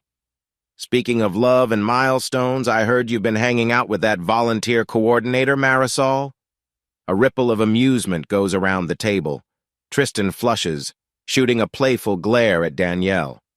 You talk too much, he jokes. Laughter ensues, and Tristan concedes with a small shrug. We're just seeing where it goes. The kids exchange knowing smiles, happiness evident in their eyes. They want him to find joy, he can sense that. As the brunch winds down, they move to the living room to finalize some wedding details. Elliot and Clarissa are leaning toward an intimate ceremony at a botanical garden, wanting only close family and friends. Tristan's role would be a supportive father figure, no drama, just presence. He's honored, especially given how precarious family dynamics were after the divorce. Before they part ways, Elliot thanks Tristan. I was so worried about marriage because of everything that happened with you and Mom. But seeing you rebuild your life, it inspires me. Clarissa nods in agreement, linking her arm with Elliot's. Tristan's throat tightens. I'm proud of both of you. Don't let my past define your present. You've got a bright future. After the kids leave, the apartment feels quietly empty again, but in a peaceful way. Tristan tidies up the dishes, thinking about each child's milestone. Elliot's upcoming wedding, Clarissa's acceptance into the family, Brianna's internship and study abroad plans, Danielle's looming college adventure. The excitement brims in them, unshackled by the trauma of Naomi's betrayal. Tristan exhales in gratitude he never wanted them weighed down by that fiasco permanently. That evening, he calls Damon to fill him in on the brunch highlights. It's like we're entering a new era, Tristan muses. I'm still me, an engineer, a father, but I'm not haunted by betrayal anymore. Damon's voice warms with pride. You're evolving, man. You deserve it. Over the next weeks, the children's announcements become more concrete. Danielle shortlists 2 out-of-state colleges. Brianna nails down her internship interview schedule. Elliot and Clarissa finalize a wedding date in May. Tristan helps where he can, reviewing Danielle's personal statement, offering references for Brianna, and brainstorming budget-friendly ideas for Elliot's reception. He also continues seeing Marisol casually, bridging sweet moments of companionship. She meets the kids briefly one afternoon when Brianna drops by. The introduction is short but pleasant, with Brianna giving Tristan a sly thumbs-up afterward. Marisol even hints that she'd be open to joining a family dinner someday. Tristan, mindful of not rushing, takes it slow, but the prospect of merging these spheres of his life feels less daunting now. As for Naomi, she remains on the periphery. Occasionally, Danielle or Brianna mentions a passing phone call with her. Tristan notices the kids don't tread lightly around the subject anymore. It's become a fact of life that Naomi is forging her own path. There's no hostility, just acceptance. Tristan finds relief in that no more walking on eggshells. One afternoon, Danielle excitedly announces she was accepted into her top-choice college out of state. Though Tristan's heart clenches at the thought of her moving far, his overwhelming response is pride. He's reminded how life keeps shifting, how each child's milestone carries them forward. The old house, the old marriage, all that heartbreak, it feels like another lifetime. In a reflective mood, Tristan updates a photo frame in his living room, replacing an old family snapshot with a new collage. Elliot and Clarissa's engagement shot, Danielle's acceptance letter printed small, Brianna's internship confirmation. He stands back, the faintest smile ghosting his lips. This is our new era. Resilience, growth, forward momentum. That night, he texts the kids collectively. Love you all, proud of your next steps, always here for advice or a listening ear. Their immediate flurry of heart emojis and exclamation points makes him chuckle. The hush in his apartment no longer feels lonely. It's warm with the knowledge that his family is thriving. Sitting at his desk, Tristan jots down final details for the engineering center pitch to local investors. He's bridging multiple worlds now, supporting his children's milestones, nurturing a budding romance, and driving a community project that excites him. He glances at Danielle's thriving plant, remembering how new leaves keep sprouting. We're all growing, he thinks, a sense of contentment filling his heart. It's a sunlit spring afternoon when Tristan Blake steps out of his sedan at a renovated warehouse site on the edge of town. He's meeting Roman Gallagher and a local investor to finalize details for the prospective engineering center, a milestone that months ago felt like a distant dream. The morning's breezy warmth ruffles Tristan's shirt as he crosses the parking lot, binder in hand, ready to sign early partnership documents. Inside, the space hums with potential. Tall ceilings, open floor plans, a once-abandoned site ripe for transformation. Roman stands chatting with Harriet, the philanthropic board member who first encouraged Tristan. They wave him over. Harriet extends a handshake, eyes gleaming. "Mr. Blake, we've arranged a partial grant, plus some matching funds from private donors. We can start renovations next month." Tristan can hardly contain the gratitude flooding him. "Thank you," he murmurs, shaking her hand. "We'll make this place a hub for creative minds." Roman claps him on the shoulder. "Congratulations, buddy. This is your brainchild made real." Tristan laughs softly, still a bit in disbelief. The next hour passes in a blur of signing documents, discussing construction timelines and touring corners of the warehouse to envision lab stations, a robotics area, a 3D printing corner. Each plan stirs Tristan's imagination. He sees kids exploring technology, forging ideas that might change lives. When they wrap up, Harriet leaves with a parting grin. Roman lingers. "Guess all that heartbreak fueled a pretty amazing outcome," he jokes, referencing the old drama with Naomi and Spencer. Tristan nods thoughtfully. "It showed me I could channel pain into something beneficial. This center is a testament to moving forward." They step outside, the midday sun bright overhead. Tristan briefly closes his eyes, inhaling the crisp spring air. Hopeful horizons indeed. He's free from the bitterness that once consumed him, forging a new identity as a community mentor, father, and maybe more. That evening, Tristan stands in front of his bedroom mirror, adjusting a light blazer. He's heading to Elliot and Clarissa's engagement party, an intimate gathering at a cozy restaurant. Brianna and Danielle are co-hosting, ensuring the event is warm and personal. After double-checking his outfit, Tristan grabs a small gift bag. Inside is a heartfelt letter he wrote them, plus a modest check to help with wedding costs, and sets off. Arriving at the restaurant, he's greeted by flickering string lights and a small crowd of Elliot and Clarissa's closest friends. The kids wave him over, relief in their eyes that he made it. Clarissa's parents approach, offering greetings. Tristan politely introduces himself, a swirl of gratitude filling him that he can stand here without the shadow of Naomi's betrayal overshadowing the moment. Midway through the evening, Brianna winks conspiratorially at Tristan, then gestures behind him. He turns to see Marisol entering, a bit hesitant as though uncertain she's in the right place. Tristan's eyes light up. He hadn't expected her, so this is what Brianna was hinting about. She must have invited Marisol after seeing Tristan's interest. Tristan heads over, heart fluttering. "You came," he says softly, smiling. Marisol offers a slight shrug, a warm grin on her face. "I heard there was a celebration. Thought I'd help you toast the happy couple." He leads her to Elliot and Clarissa, who greet her kindly. Danielle teases, "Dad, did you invite her?" He glances at Brianna, who smirks. "Actually, your sister might be the culprit," Tristan confesses with mock exasperation, making everyone laugh. As the party progresses, Tristan notices how naturally Marisol fits into the family banter. She jokes about volunteer fiascos with Brianna, discusses college applications with Danielle, and congratulates Elliot and Clarissa with genuine warmth. Tristan stands nearby, feeling a gentle glow of contentment. She's blending in effortlessly, and I'm not anxious. A far cry from the old, tense gatherings where heartbreak loomed. Late in the evening, Elliot taps a glass, calling for attention. He and Clarissa stand by a small table of desserts, arms linked. "We want to thank everyone for supporting us," Elliot begins, voice shaky with emotion. Especially my dad, who's shown me that resilience is possible even when life knocks you down. He taught me never to lose faith in genuine love. Clarissa nods, eyes misty. We also appreciate the new friends we've made like Marisol and the way this family has embraced me. She gazes around the room, smiling at Tristan and the others. Tristan's throat tightens.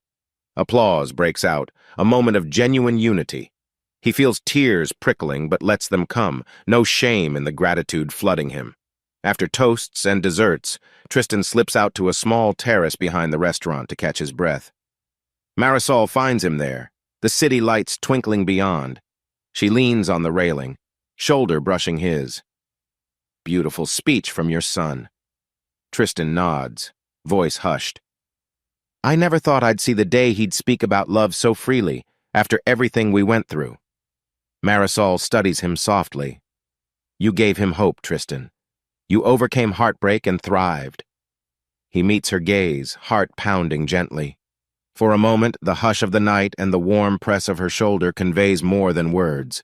Then he murmurs, I'm still learning what it means to truly move on, but I want to keep trying. She smiles, turning to face him fully.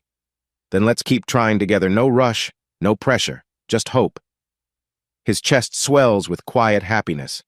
He's not jumping into a grand, dramatic love story, but a slow, steady bond is forming, grounded in mutual respect. This is what he yearned for, a second chance at genuine connection, minus illusions or betrayals. A few days later, Tristan receives official confirmation from the philanthropic group. Funding is set, the warehouse lease is approved, and they can start basic renovations soon. He stands in his apartment reading the email with trembling excitement. We're really doing this. He thinks back to the dark days of the divorce, how empty and vengeful he felt. Now, he's funneling that analytical mind into something that might uplift a community. He calls Damon first, who cheers so loudly Tristan has to pull the phone away. Then he calls Marisol, who immediately squeals in delight. Told you! Hard work plus heart, unstoppable combo, she exclaims. That night, Tristan sits alone in the living room, reflecting. The slow-motion film of his life has spanned betrayal, revenge, heartbreak, healing, and now a new horizon brimming with possibility. He picks up a pen, opening a fresh notebook to outline next steps for the center, but he pauses.